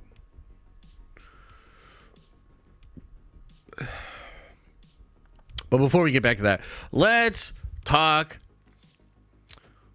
about how this year might be a little bit rough. Okay, so I also heard when talking to my source on Friday, I'm not going to tweet about this. I'm not even going to make a video about this. Okay, we're going to keep this between us because we're shills now. So they are internally testing Skeleton Crew right now, and it is horrible. It is horrible. And I don't even like so many question marks about Skeleton Crew. Like, what is Skeleton Crew? Why is Skeleton Crew? And I know they had a ton of problems with the production. And now they're looking at it and they're like, wow, we made another big old pile of shit, didn't we? How are we going to get out of this one? Okay. So, yeah, I don't expect that to be very good. You know, maybe they'll do some reshoots because I feel like they have to do something. So, yeah, we'll hear more about that probably soon. And then Acolyte, right? So think about Acolyte. I've heard Acolyte's really good. Internally, they're very happy with Acolyte. I think they've already greenlit a second season behind the scenes. But, of course, we have to see for ourselves, what is that show? Is it going to be cringe? Are we going to be mad? And so as excited as I am about John and Dave and like the future and them doing movies and all this other stuff, like, bro, we might be staring down the barrel of a 2024 where like Acolyte comes out in the middle of the summer and like hopefully it's great, but maybe it's just like the patriarchy, you know what I mean? And shit like that. We're all just like, God damn it, Lucasfilm. And then Skeleton Crew, which will probably be like watered down, horrible ass Stranger Things.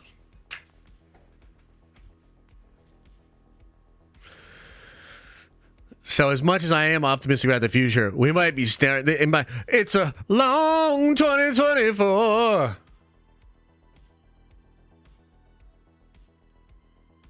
Like, can you imagine?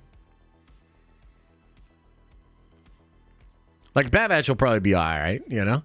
And then in the middle of the summer, like, what if Acolyte's just bad? And then we watch Skeleton Crew and we're all like Homelander in that meme.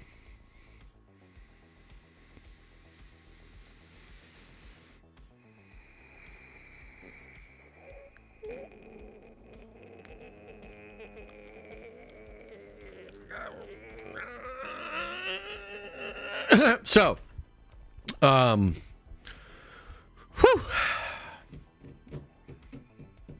It's going to be interesting the rest of the year. Yeah, it's going to be really interesting. Acolyte's the big question mark because I'm almost convinced that Skeleton Crew will be horrible. Acolyte could be good. We'll see. They really do. They really look as hyped as I am, as excited as I'm trying to be so chill about this. Disney has really set themselves up for a pretty rough couple of years. Okay, so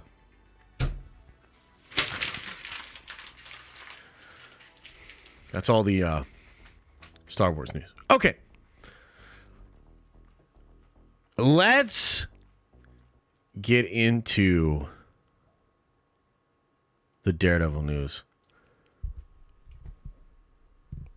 Marvel finally listening to the fans? A turning point for the studio? let's talk about these rumors with regards to Daredevil Born Again. And man, whew, I'm excited to get into this one. This is what it's about for me today. And man, I'm really excited to bring this story to you guys and explain what's going on for multiple reasons. It's got all my favorite fixtures actually doing what the fans want. The scoopers being wrong. Positivity being warranted. I love it so much. Okay, so Jeff Snyder gets the credit on this one. He broke it on Friday that Marvel Studios has decided to bring back the actor and actress that respectively played Foggy Nelson and Karen Page. You love to see it. You love to see it. Okay, so why is this such a big deal? Well, in order to explain that, I kind of got to explain the old rumors for the Daredevil show. Born Again was basically going to be very different than the Netflix show. Okay, there's interviews with Vincent D'Onofrio talking about this. This was before they fired everybody and remade it. The original vision of the show was that it was going to be very different than the Daredevil show that came before. Okay.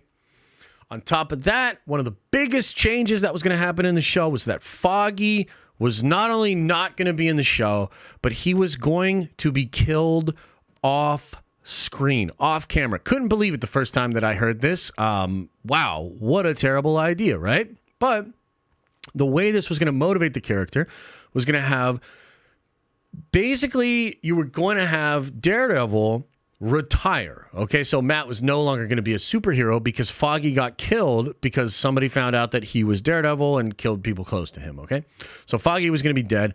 Karen was also going to be dead. And you were going to have Daredevil retired with a new legal partner.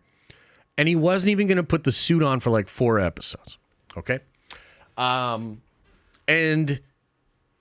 that sounded horrible, okay? Many fans, when they heard about this, were like, bro, what are you doing? That is goddamn ridiculous, okay? Now, I think it was late last year, we get the big article talking about how the Daredevil Born Again show is being remade. They fired all the writers. They fired all the directors. They sent everybody from the cast and crew home, and they decided they were going to rework the show, and they're going to shoot it again this year. You know, Feige was looking over the show and basically was like, this is horrible. We can't release this. And so they make all of these different changes. Now, initially, you get people like Daniel RPK and some of these other scoopers saying it's still not going to have Foggy and Karen. Okay. And I remember Daniel did this report where he was talking about that. He was talking about this other thing, and he was talking about Muse as the villain. And ultimately, Daniel was wrong. And Marvel decided to change it. Now, some people are saying they changed it very recently, like within the past couple of weeks. I don't believe that. I think this was something that they immediately wanted to change. And I think it has to do with this whole fixing Echo, tying Echo to the Netflix shows, making the Netflix shows officially canon, and just saying, you know, instead of trying to reinvent the wheel here, instead of trying to do a Daredevil show that's totally different than the beloved Daredevil show that we once had, let's just do the old show. Like, let's just bring that crew back. And it's still going to be different. It's MCU. But essentially, what worked in that show will now be working for the new show. And guys, I can't like overstate how big of a deal this is, because Feige has been so protective of the Marvel Studios brand, of the MCU, and he really doesn't like Jeff Loeb. Like, you can look at all the history. There's a lot of articles, rumors. Scooper's been talking about it for years. He doesn't like Jeff Loeb, and there was a concerted effort to separate the Netflix show and all the television stuff that came through Jeff Loeb and Marvel Television from Marvel proper, from the MCU. It appears he has changed his mind on that. That's fascinating, okay? So that's like Feige basically being like, you know, I was really hell-bent on doing what I wanted to do in putting my flag in the ground on what the Daredevil show could and should be, and now I have realized that I was wrong, okay? So that's huge. He's realized he's wrong. On top of that, bringing back these actors and just saying, like, we're going to listen to the criticism. We're going to give fans what they actually want here. and we're going to make this show tonally match up to the Daredevil show, and you're also going to get the cast that you remember from the Daredevil show in this new show. Massive freaking deal. Massive freaking deal. And I just feel so damn good about it. I feel so damn good about it, okay? You know, as a small side note here, I recently read Ultimate Spider-Man #1, and we've got a big video coming out about that. I love that book. One of the things I love about that book, it just does what Spider-Man fans want. It puts a new twist on an old lemon. It's different, but it just does what you want as a Spider-Man fan. Like, enough of this subverting expectations, enough of doing things that kind of like wink at the fans. Like, dude, I've had my fill of Ralph boners, of what they did with the Mandarin. I have had my fill of all of this shit. Fury getting his eye taken by a freaking flirking alien cat. All this stuff. Like, stop doing stupid shit like that and just play the hits. Like, maybe I'm looking a little too far into this, right? Maybe I've got the copium and I'm just like, give me the fucking copium. But I feel like this could be the start of something. And it's like, as a fan, I want to just express how much it means to me, how much I appreciate it, how much I love it, and how much I want to support Foggy Nelson being in the Daredevil show. It's like Jimmy Olsen and Superman. Like, you need that shit. That shit's important. It's important to the fabric. That friendship is really important. And so I think it's fucking awesome, dude. And I'm just telling you, like, we've really hit a new stage in Marvel where, like, they're willing to do this. They're willing to make this change, go away from their original vision and give fans a little bit more of what they want. And I'm hoping that this is the start of something. I mean, there's so many big things coming down the road, right? We've got X-Men, okay? We've got Fantastic Four. You know, we've got a multiverse saga. We've got, you know, Secret Wars. We've got a potential reboot. We've got an entire mutant-based saga. A lot of fun stuff going on in Marvel. But the question, I think, is how much of this stuff is going to feel like what fans want? Like, the narrative kind of became with the MCU and with the X-Men specifically. I love the X-Men, but I'm not excited for what the MCU is going to do with the X-Men, right? That's a problem. And that's a problem that Marvel created for themselves, where, again, they would just subvert so much. There were so many changes going on for the MCU version of things that fans began to not feel like any of the stuff they originally liked about the characters or the stories were going to carry over. Like, I saw so many people when I was talking about the X-Men plan that were like, oh, man, I just don't know. Feige's going to screw it up. You know, it's going to be MCU. It's going to be this. It's going to be that. It'll be all these horrible things. You can't, that's no way for a fan base to operate. Like, a fan base cannot feel trepidation every single time you want them to feel hype, right? So I am hoping this is just the start of changes that will be coming within the next year that will help make things a little bit better for the fans, a little bit more fan service. Are we in the era of fan service? I hope so. Now, one other thing that's really important about this, and I don't want to go too deep on this because I'm trying to play nice. Okay, I'm trying to play nice. I really am trying to be less combative.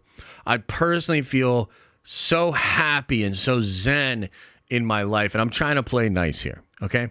But it needs to be said that not only was Daniel wrong about this, but over the past couple of weeks, it's begun to feel to me like Daniel is so stubborn and so biased that he's literally reporting stuff in a way that will downplay the coming changes and just how badly Marvel actually wants to get fans hyped up and excited. As an example, when it came to the X-Men stuff, Daniel first reported that the X-Men reboot and what they were going to do with the X-Men was not going to have Magneto involved at all.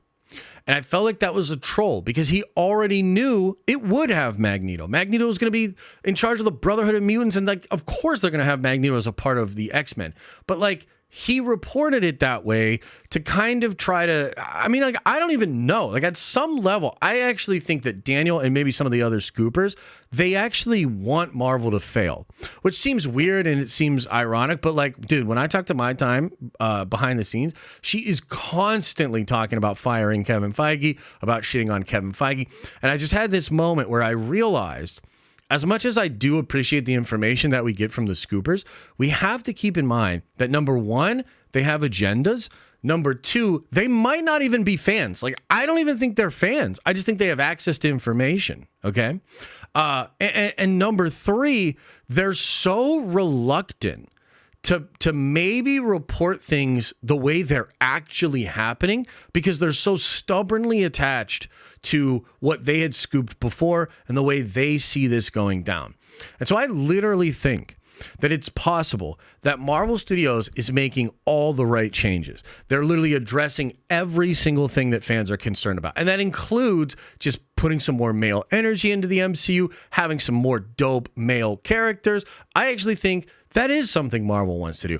I think male energy and putting male energy into things is literally something that Marvel is talking about right now. But I think that even if that was the case, the scoopers might not report that because they don't want fans like me to actually be excited about it. They don't want to project that the studio is actually listening and making changes. And so therefore, we have to take everything these people are saying with a grain of salt. For me personally, like, and this is like part of why I've been kind of like thinking through this process, right? And it's just the case that we can't rely on these people, and we have to understand that they may well have an agenda and they may well be reporting stuff with a bias. Okay. So as an example, there's a plot line in Punisher, or rather a plot line in Daredevil Born Again, that I was like really triggered by. And I was like, oh man, I don't want them to do this. And I don't want it to be political. Now, Daniel initially reported that's still in the show. But what I've realized is I'm not even going to talk about that until it actually comes out. And I'm going to choose to believe that either it's being removed or it's going to be handled much better than the way he's saying it. Like, does that make sense? Like, are you picking up what I'm setting down here? Like, part of being optimistic about Marvel's future is breaking this association that the scoopers know everything that's happening and that they are painting the proper picture of how things are moving forward. I reject that. And I know for a fact, again, I'm trying to play nice. I'm not trying to go crazy here, but I know for a fact that Daniel reports stuff sometimes literally just to trigger me. And that's no way to actually do your job if you're reporting objectively.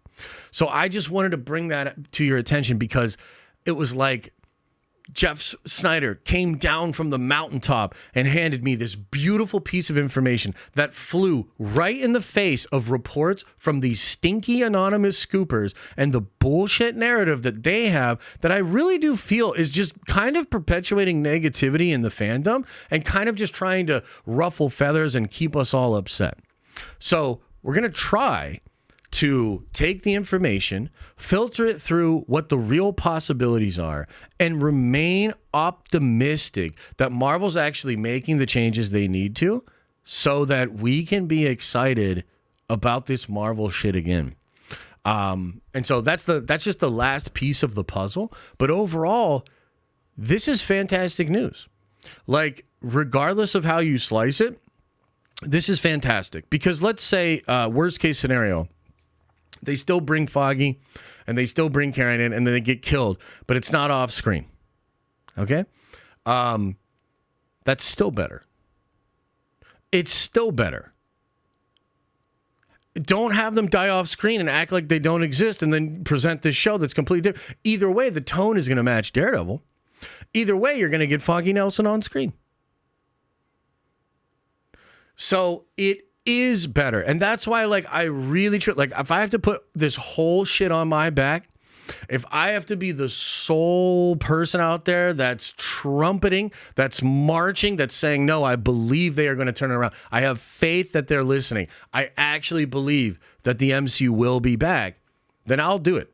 That's what I decided. Like, I thought about this deeply. I am choosing to believe that they are going to turn this around. They're going to give more toys to the group that's in the room, and they're going to fix these fucking problems. So that's what it is. That's how I'm choosing to view all of this. And it all started by understanding that Karen and Feige are back. Guys, that's huge. Like, that is huge. Okay? And look, here's the other side of it. Maybe they don't. Maybe Marvel continues to fumble. All the other projects fall apart. Maybe the multiverse saga never quite gets there. We watch Secret Wars and we're like, what the fuck is that? If that happens, I'll call it the way I see it. But I'm done letting the fog of the last couple of years and, yes, many Marvel L's, I'm done letting that become the filter by which I view all the information about what's happening next. I'm going to create my own narrative. I'm going to choose to believe, and I'm going to look for signs that enforce my belief. Because that just feels like a better way to be a fan. So that's what it is. That's how I feel. And I'm excited, baby. I really am. I'm excited. I feel like that show could be awesome. I feel like that show could be just what Marvel needs. It's obvious Daredevil and Kingpin are huge parts of what he wants to do. So let's let him cook. Let's have some faith. Let's applaud the decision to bring them back, to get over the hubris or whatever it was. And let's get excited. Let's get excited for Daredevil Born Again. Thoughts, Chap? Am I crazy?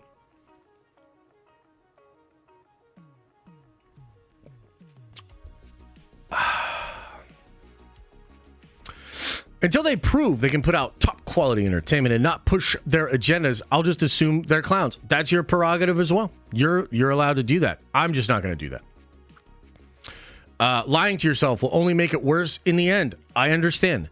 And I'm still going to choose to do it.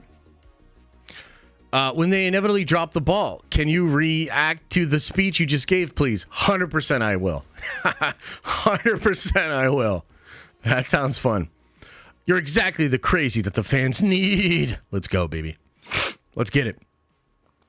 Nah, with Daredevil, you're spot on, but I'm still worried about how they will handle the future of Kang. Dude, you have every right to be worried. I'm not acting like the last couple of years haven't happened.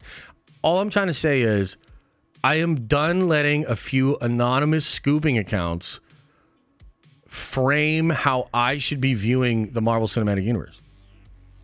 That's all I'm saying. That was an Optimus Prime-like speech.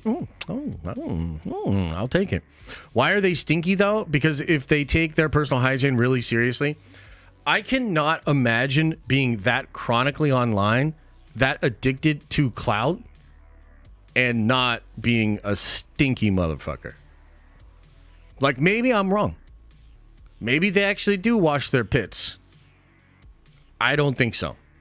And the funny thing is, because they're all anonymous and they'll never actually show their true face, we can just say that they're stinky and there's nothing they can do about it. I mean, if they want to prove they're not stinky and crawl out of that hole and reveal themselves to the world, then I'll say they're not stinky. But like I said, I'm trying to be nice.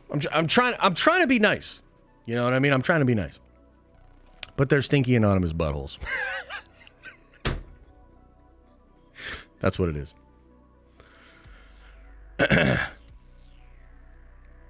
I mean, seriously, like, what kind of person? Never mind. Let's not dogpile. Let's not dogpile.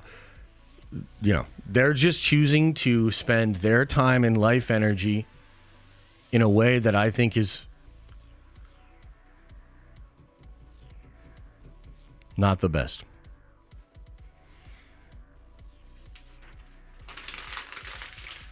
Hey, guess what? That's all the news, baby! Let's get into some Q&A. Let's get in to some Q&A. See what you guys want to talk about. I'll go over the member chats, the super chats, all of that. I also want to say, if you're watching on Twitter, thank you. If you're watching on YouTube, thank you. If you're watching on Twitch, thank you. If you're watching on Kick, thank you. And also, are we on Kick still? I haven't really checked that out. But thank you. I appreciate all the love. I appreciate all the support. Tomorrow night at 7 p.m., big stream for the members. It's a great way to support the channel, hang out, get closer to the community. We do streams every Tuesday with the community. The month of January, we're focused on Jack Kirby and Stan Lee and really getting to the bottom of the debate of who created Marvel. It's been fascinating so far. We're going to dive on that a little bit tomorrow. I also want to go over Ultimate Spider-Man tomorrow at 7. So the member streams have been great in 2024, and I would love to see you there. And so, yeah, I'll see you guys there at 7 tomorrow. If you're on Twitch and you're a sub on Twitch, you get access to that stream, but you have to access it through the Discord. So get on the Discord, and some of the mods will help you out as well. Yeah, I just started playing Marvel Snap again, actually. And I'm really enjoying it. I am enjoying Marvel Snap again. So I took a little break. I'm back on it. It's fun. It's fun. I do like Marvel Snap. Okay, first in today was Benjamin, 8-month member chat, and just gives me like a shocked emoji face. Thanks, man. Marcus says, got the day off because of the snow. Let's get this stream started, baby. Oh, hell yeah, man. Snow days are the best. Hope you had fun in the stream, man. Hunting Dude, welcome back to the Nerd Avengers. Hunter Larson says, Echo episodes 1 to 3 rocked. What the fuck was that finale? That finale was bad. That finale was bad. But I feel like they just didn't know what to do with it. They didn't want to spend any more money on the show. And they were like, just slap it together and we'll act like it was good and then we'll move on. So, look, that finale was terrible. Like, there's no way around it. It was very bad. But I actually enjoyed a lot of the Echo show. So, Space Trick Serial again said, I recently got laid off from my regular manager-director of promo position at the weed company. So I started my own promo. Still on the old gods and new. I'm going to get you a bomb card at SDCC so we can get some Bespin Cloud Blinkies going on. Thanks for that, man. $20. Really appreciate the support. And yeah, maybe at SDCC some year we'll get it going on. Mo from the Foe says, finished What If. Finale felt a lot like Hickman Secret Wars. Not necessarily the plot, but the cameos, coloring, huge fights, past MCU references. It was great. Yeah, again, I still haven't finished it. Maybe I will eventually. Yeah, I mean, I probably should. You know what I mean? I probably should. But I will also say, the little break that I took from Marvel really helped me get back to a positive mindset. You know, I just needed a little bit of a break, and I wasn't, like, enjoying it. And the holidays was good to kind of ground me. And I'm glad I took that little break. Maybe I'll get back into What If. X-Men 97 is the next thing that like really matters to me. It's gonna absolutely break my heart if X-Men 97 isn't good, but if X-Men 97 is really good, man, whew, that's gonna mean a lot, and that's gonna be great as being a fan. And then it's all about, like, you know, Deadpool trailer for Super Bowl, Deadpool in the summer, San Diego Comic-Con. That's the big signal. Like, that's gonna be like, as a Marvel fan, what's happening? You know what I mean? What's happening? And should we be excited about it? So, it's going to be good. Powder says, hey, Josh, I'm watching from a potash mine. It's minus 43 degrees out here with 50 kilometer miles an hour winds. Super cold, dude. Winter hit us late but hard. Nerd Avengers for life. Yeah, again, that's crazy, brother. I hope you're, if you're still down there, I hope you're doing well. Hope you deal with the weather and get back to the homestead when the day is done. Appreciate the 20 spot, man. Mr. Penguin says, you seen Stephen Young talking to Feige at awards? I did not see that, but I did see that Feige was out at the awards last night. And yeah, I mean, like, dude, look, super busy guy. I mean, he is scrambling each and every day, trying to figure this stuff out, trying to move Marvel in a better direction. And again, I'm choosing to believe. I'm choosing to believe. You know, there's a lot of stuff has happened over the past couple of years. I think a lot of moves were made incorrectly. But this Foggy Nelson thing to me was huge. And so I really take it as a very positive sign. And I hope it's a sign of more things to come. And you know, the fans have reacted so positively. Do you guys remember? It was just a couple of weeks ago. We watched an interview with, or it was like a video of Charlie Cox at a convention, and he literally had a necklace on that said, bring back Foggy. Or like hashtag save Foggy or something like that. Do you guys remember that? It's just so cool, man. Like, imagine you're Charlie and you've been lobbying for that for a long time, and all of a sudden you get a call. They're doing it. You know what I mean? Like, they're doing it. Foggy's back. Oh, man. Because I just feel like a lot of these guys are, they really care. Especially Charlie. Like, Charlie really cares about that character. And it's really cool. It's cool. And I think we're going to be getting a lot of Charlie Cox in the next couple of years. So that's good. Rosie says, you ended up being right. I watched the first 2 episodes of Echo, and you watched the first 3 back to back. The payoff was better if you watched the first 3 in a row. I loved 1 to 5. Bro, the finale was Disney BS, flatness, and lameness.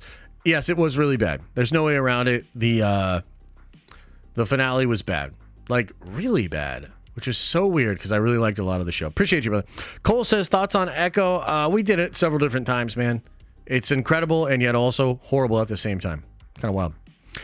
Jacob Money says, rooting for the Steelers despite taking the Colts spot. Steelers are the Miami Heat of the NFL. They always find a way. Andrew Lincoln is Midas or bust. Hey, I appreciate you, Jacob Money.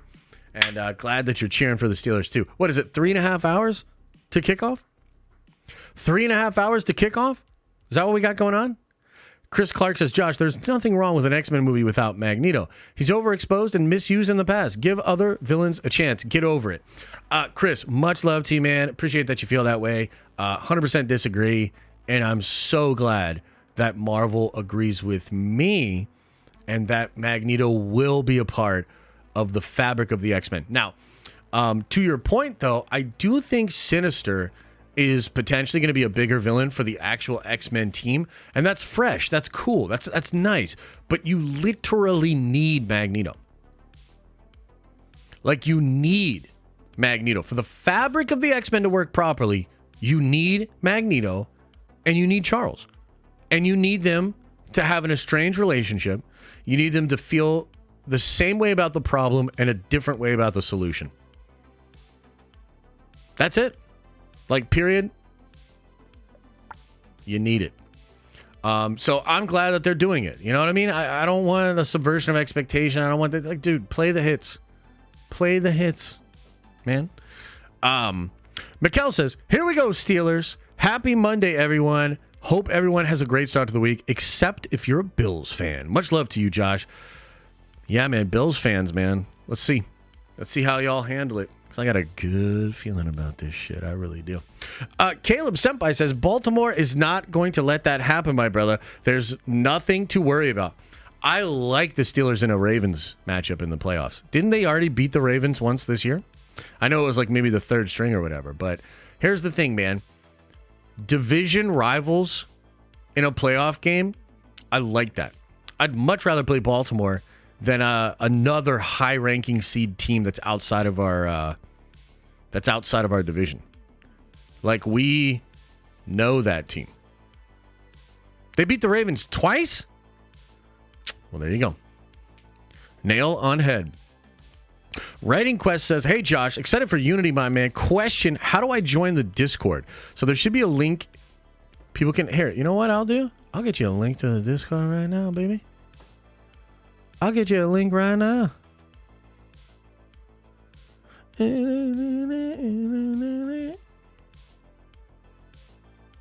There's the link. Your Discord link is broken, bro. Is this one broken? Is that one broken? Watch it be broken too. Galen says, every time my wife hears me watching the stream, she says, Josh, let me see your baby. LOL, baby Vengers, 420 Vengers for life. Yeah, I heard him earlier. He was in the kitchen yelling about something. But, yeah, he's a good lad, man. Good little lad. Parker Gonzo says, finally got the 1-year badge. Excited for Unity, Josh. Got me through some bad times last year when I was out of town for work. Lizzo leads the Star Wars Episode 10. That was a roller coaster ride of emotions, Parker Gonzo, so I appreciate you for that. Yeah, man, this community's been through a lot. We've been through some ups. We've been through some downs. So it's exciting, and I'm glad that you're here. And yeah, Unity, I'm very excited for Unity. Closer than we've ever been for you guys to read some of it. It's going to be dope. Benjamin Reese says, I want to see a Morbius version of Batman where he gets bitten by a bat. Yeah, so there was like Night Bat, right? That was like kind of like that. So I'll tell you my story, my Batman story centers around the idea of Batman being split into 3 different aspects. So the big scary monster version of Batman is like his rage. The skinny version of Batman that kind of looks like Batman Beyond, that's his intellect. And then there's a young boy that looks just like young Bruce Wayne, and that is his heart. And so the story, it's called Batman Labyrinth, and it's essentially about those pieces of Bruce actually being separate, needing to work together to uncover the mystery of what kind of magic was used to split them up like that. So, not quite the same thing, but that's why you get that ragey, crazy Batman. Man-Bat! That's it. Yes, Man-Bat. Okay, Zoe the Goat says, I like all the episodes of Echo except 5. It was bad, but didn't ruin the show for me. Episode 4 is in my top 10 episodes of the MCU. That shit was fire. 7 out of 10. Yeah, the whole scene with Kingpin and Maya over dinner. Holy shit, man. That was truly incredible. That was truly incredible. Yeah, I really liked Echo, but I unfortunately do think the finale ruined it a bit for me. I still really like the show. I'd give it a 7 out of 10, maybe 7.5 out of 10. But dude, I swear it was like a 9. I was really liking that shit. And then that finale was like whack.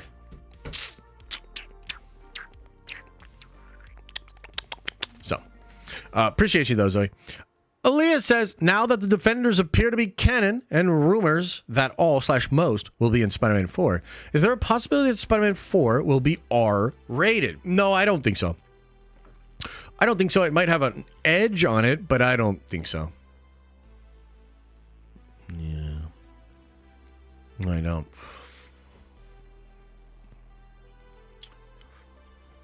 You know what, guys? I want to throw something out there and just put this into the archives, okay? And this is not based on any scoops. This is just speculation. But I'm going to tell you this right now. This is what I think is going on, okay? Big speculation. I think Tom Holland Spider-Man will be super important to Secret Wars. I think the spell that was cast in No Way Home separated him from the multiverse. So therefore, even the multiverse itself doesn't remember him. And I think this will allow him to somehow fight against the Beyonder. And I also think he will sacrifice himself. And I think the Spider-Man in the MCU reboot will be Andrew Garfield. That's what I think. I think Tom will be done after Secret Wars. And I think we'll be watching the new MCU reboot. And all of a sudden, Peter Parker shows up, and it's Andrew Garfield. That's what I think. So put that into the archives. And let's revisit it in a couple of years. And wouldn't that be crazy if it happened? The Everyday Non-Expert says, I feel like the What If episode led to her family having powers like Grogu leading to Rey's healing. I feel like the What If episode led to her family having powers like Grogu leading... I'm not sure what you're talking about because I haven't seen What If exactly. But yeah, I don't know if there's a direct connection between Grogu healing and Rey. But yeah, potentially. Elijah says, in order to have your movie have a theatrical release, do you have to be a part of a Hollywood guild or union? Can independents do theatrical releases? Yeah, I think so. But like you'd either go on a film festival circuit or you'd have some kind of super limited release deal that maybe you could broker with a small distributor or maybe with specific chains. I'm not really sure how that works, but I don't think it's all tied up in the Hollywood stuff. I mean, distribution and financing for sure is a big Hollywood thing, but yeah, I don't know how all that would work, to be honest. Good question though. Dr. Cool says, Kingpin in a Hawaiian shirt and Hawkeye, and now a ball peen hammer has me absolutely convinced that Netflix series are 100% not connected to the MCU. I know, right? That's another thing. It's like, bro, you're doing all this stuff where you're like, oh, it's connected and we really care and all this stuff. Why'd you recast the hammer, Feige? God damn it, dude. I'm out here trying to shill for you and you're recasting the hammer? This shit's crazy. Alex says, finally got in my first Diamond Lounge stream and it was dope. Cheers for the new year. Wish you and the family the best. Can't wait for Unity. Thanks, man. Appreciate you. Tyler says, Tales of the Sith would be awesome. Would love to see Son of Dathomir animated. I need more Maul. That's a great idea, bro. That would be fantastic. Ooh, that's a good part of the comic, I tell you. Rosie says, the show leading into the movie is fine for us. I don't think that formula would be good for normies. Movie works better if you watch whole Mandoverse.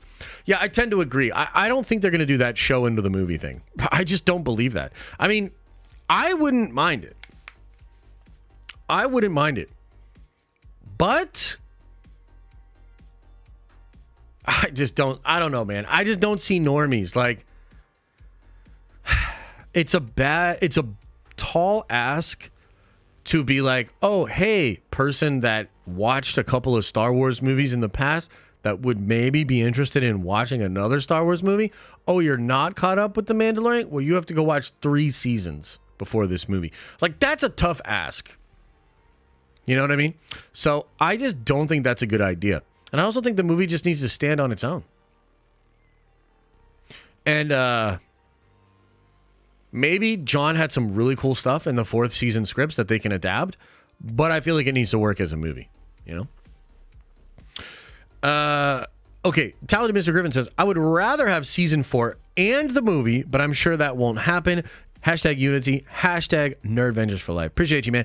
Yeah, I just kind of spoke to that. I don't see that happening either. Although, you know what I heard? And who knows? This is like way out there. I'm not reporting this. But what if we got a different show after the movie? What if the movie kind of wraps up The Mandalorian? And then maybe we have a different show? I don't know. Delta Dan says, top of the morning, Josh. Let John and Dave cook. John knows how to make movies, and Dave gets on the job experience. Mando/Heir of the Empire. Let's fucking go, Nerdvengers for life. Bro, I agree with you. Like, let's let them cook. Like, those two dudes have done the only Star Wars shit I really fuck with for, like, the past couple of years. Like, yes. I don't love the scramble, but I love that they're in charge. I love that they're the ones doing it. I love that the next movie we're going to watch is created by those guys. That is a better way. This is the way. Joey M says, 36 months. God damn. Funny how every internal screening for Marvel and Star Wars show is like, yeah, this is horrible. It's like Groundhog Day for the past 3 years. Well, except Acolyte. Apparently they really like Acolyte. For what it's worth. They really like Acolyte. So, we'll see. Let's see here. Jonathan Staten says, can you TLDR the Skeleton Crew production drama? What's the deal with the reported ID politics in Acolyte? Love the channel. Can't wait for Unity. So there's no reported, from nobody reliable anyways, there's been no reported of like what's actually political in the Acolyte. But it's more like the messaging and what the people say about it. You know, like the one lady was like, yes, the patriarchy. And then Leslie Headland says some boneheaded stuff as well. I suppose the question is, how much is this going to be like, you know, Like, if this is generally what the accolade is, I don't think I'm going to like it. Like, if the accolade's generally like, man, you know why the Jedi suck? The patriarchy. You know why the Jedi were out of touch? Because the council's full of men. Hashtag the Force is female. Like, you know what I mean? Like, come on, man. Like, that's just going to be like, fucking I roll. Like, you know, like, just don't do that. I haven't actually heard any reports that that is what it is. I just have a lot of trepidation, right? That's what it is. So we'll see.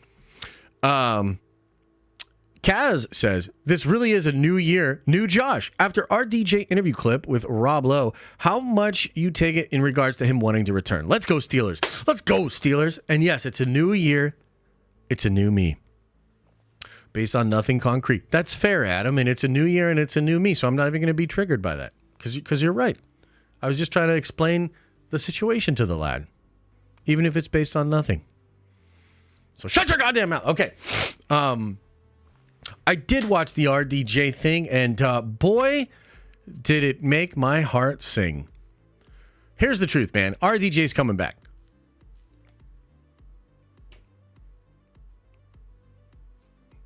So, I mean, the only question is he coming back permanently, or is he coming back just for Secret Wars? That's the only real question. So RDJ is coming back. That's probably why he answered the question, not just yet. When asked if he was going to break news about, returning to Marvel. Rob Lowe, very funny, very candid. They fucked it all up. They should pay you $1 bajillion. I tend to agree with him. And also, like, dude, Robert is such a kind soul and such a cool dude. And he's absolutely right. He did some of the best work of his career as Tony Stark. And I do think it was looked over. He was talking about from critics in the Academy. But it was looked over because of the genre. And, I think the one thing that's interesting about being a Marvel fan right now is that we're all kind of wishing it was like it was. And it's different and it's not as good. And it really feels like they kind of had lightning in a bottle. But through all of that, what it also kind of means is, like, we aren't crazy. We didn't get into something that wasn't awesome. No, it was awesome. It was special. It was unique. It was lightning in a bottle. It was more than the sum of its part. There was magic that happened. That's magic. The Infinity Saga is magic. It is epic. It is unbelievable. The accomplishment was crazy. So it's like the one good thing about being where we're at is that we can clearly see how good it was before, right? And again, I still think it could get there. And I don't think Downey has given his last performance. So, yeah. No, I like that interview a lot. It was pretty cool. Kenzie says, hey, Josh, I've been meaning to ask you, how do I know if my payment for Unity went through? So you got to check the Discord, or rather check the Kickstarter. Does it say you're a backer? Because you're either a backer or you're not. If you're a backer, you backed the project. If your credit card didn't go through or whatever, then you did not back the project. So you'll be able to see. Just go to the Kickstarter. Mike Supersonic says, doubt Spider-Man 4 will be R-rated. PG-13 can get away with quite a bit, though. Also, wouldn't Andrew Garfield be pushing 50 by the time the reboot happens? Yes, he would. So, again, that's not a scoop. It's just a feeling I have. But I think it's possible the MC reboot might have a few old heads in it. I feel like it might be appropriate to have an older Peter Parker. But, again, just speculation. H. Chris says, would Andrew be playing the new Ultimate Spider-Man? Wouldn't that be interesting? That could be cool. That would be fun. He's 50? I mean, I don't know. I just always assume chat is right, you know? Holy shit, we still here? Yeah, we're still here. We're about to leave soon, though. What else is going on, chat? Got about 5 minutes, and then I'm out of here. What else was on your mind? He's 40 now? Oh, so he'd be like in his mid-40s. Plus, he looks younger. I still think he looks like he's in his 30s. Adam, are you saying that because you're 55? That's true, Adam. Are you saying that because you're 65? Did you get your social security yet? How's that work?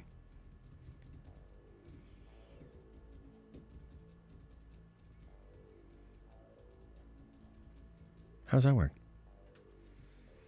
I'm genuinely asking because I'm going to get that age someday. Free money? It's like free real estate. Josh, what's the word on the Warhammer content?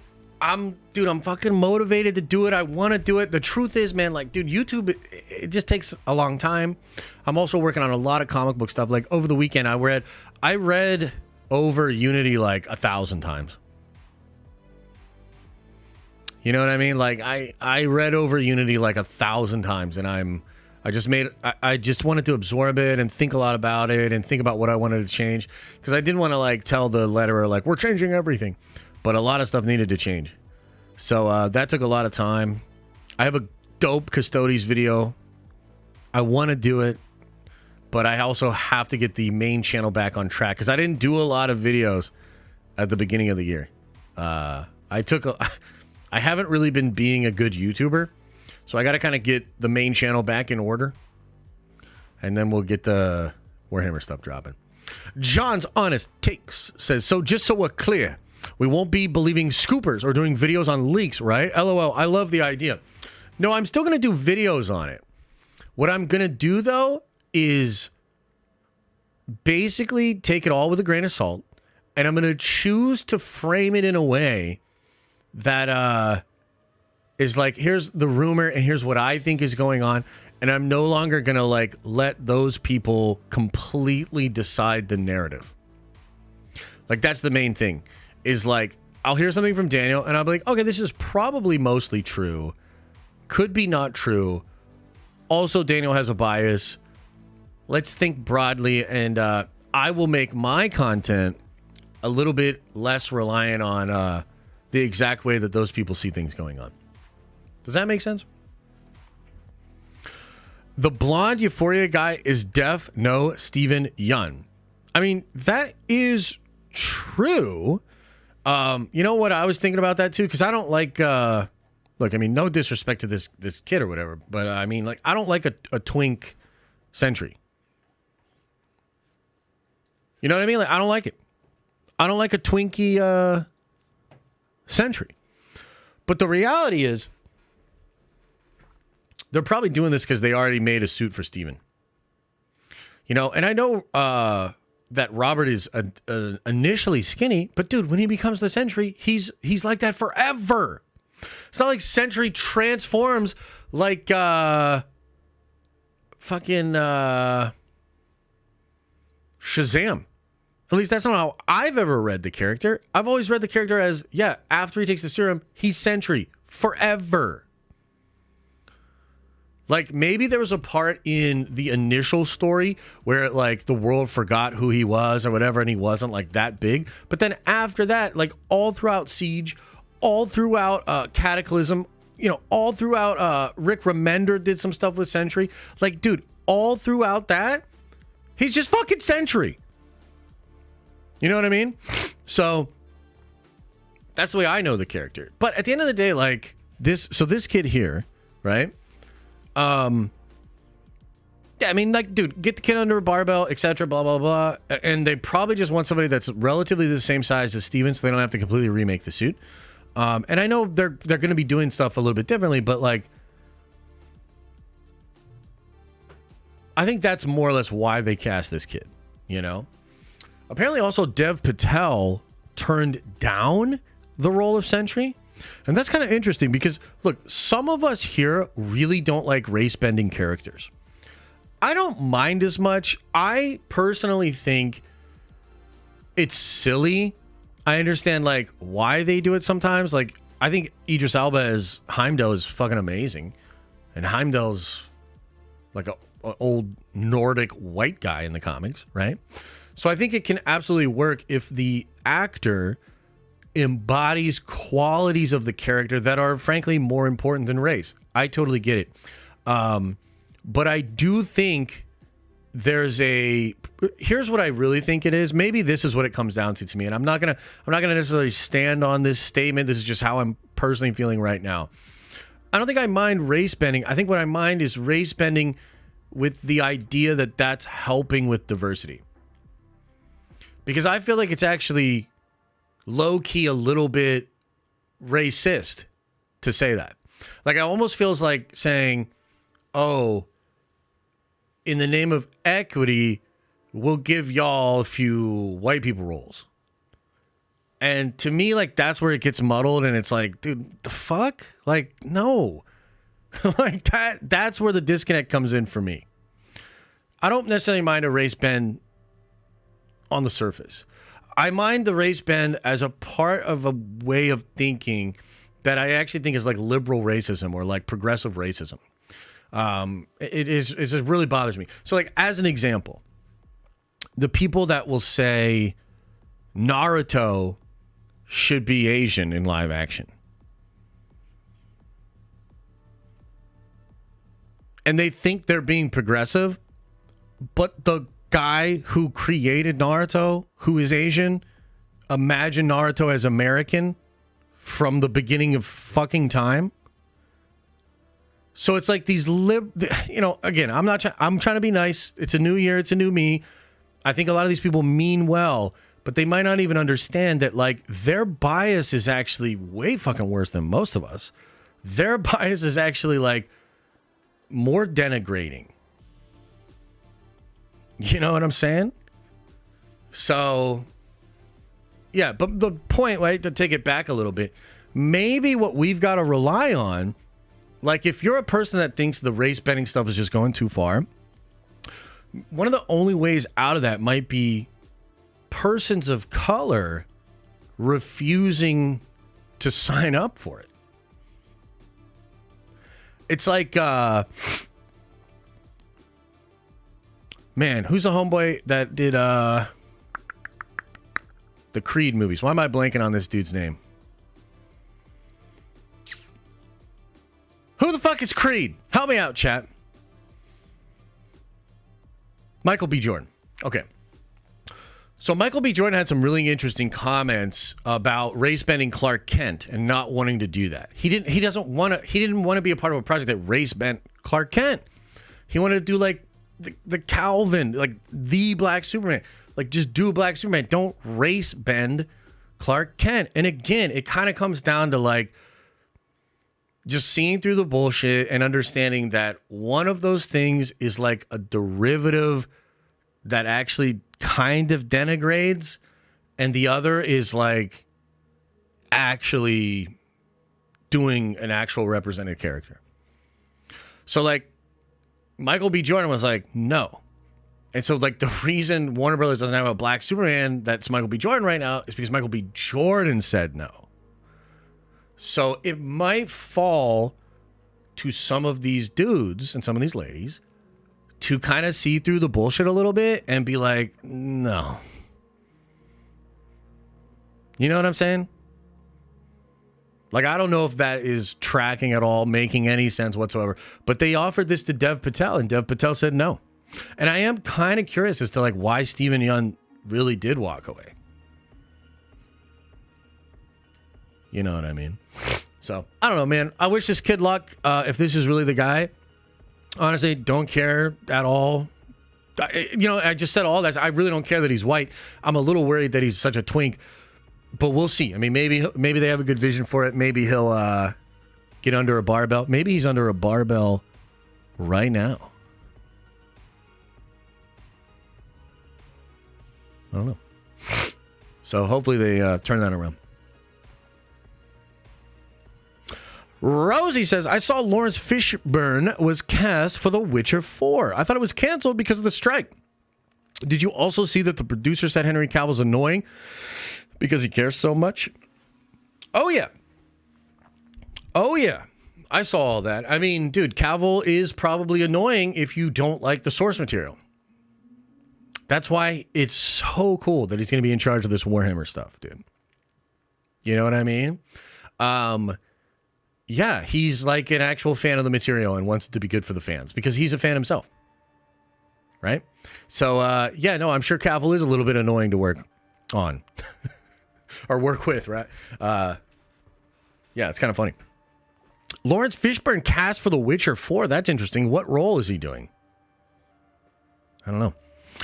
Vinny Davis says, I'm going to the Bucks game tonight. Let's hope we send Philly to Cancun. You don't say that, Vinny. You don't say that. Thanks for the love, though, man. Appreciate you. Thoughts on Lincoln for Reed after that trailer? Lincoln? Like Abraham? I think he's a little old for the role.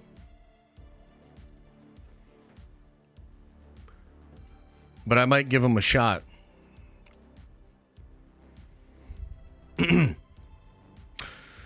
Okay, is there anything else, chat? Anything else? I'm going to get on out of here. I appreciate you guys. I always have a blast with these streams. I feel like we're having a good time. And again, I really wanted to express the positivity and express just my feelings about where this is at. And yeah, I feel good. I don't think we're necessarily out of the woods. It might be a tough 2024, especially for Star Wars. But I'm optimistic. I am. I think there's some good stuff coming down the road. Long show today? I mean, it's like 2.5 hours. That's pretty standard for what we've been doing. Spider-Man video still dropping today? It is. I have to eat some food. I have to try to warm this office up because it is an ice cube in here. And then I have to take a look at that video. But it should come out today. If not today, tomorrow. But yeah, I'm excited to check it out. Yeah. All right, everybody. Much love. How do you feel the Punisher show will turn out? I mean, if they're learning from like Echo and Daredevil and they want to put that hard edge on it, I think Punisher will be really good. I trust that Bernthal will not be involved unless he feels that they're doing the character justice, which is great. Which is great. All right, everybody. Much love to you all. I really appreciate it. Appreciate all the support. Appreciate your attention. Super chats, member chats, the subscribes, and all of that. And as I always say, I hope you are having an awesome and a nerdy day. And I'll see you in the next video.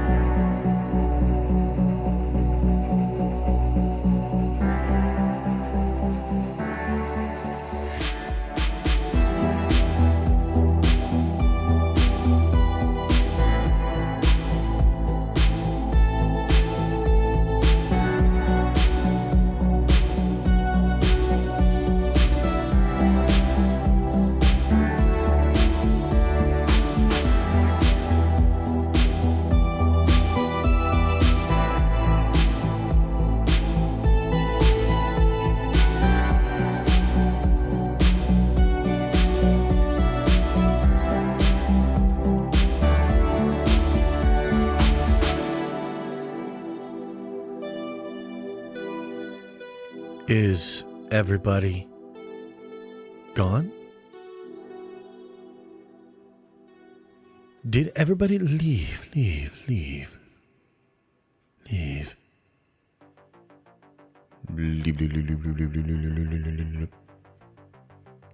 Ah. Another happy landing.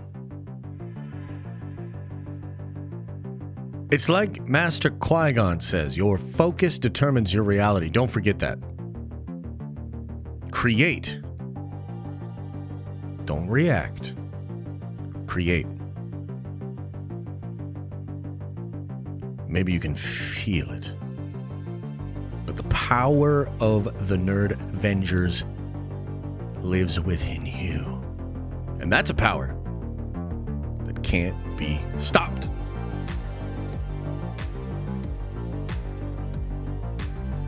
Open up your third eye and wash out your stinky butt.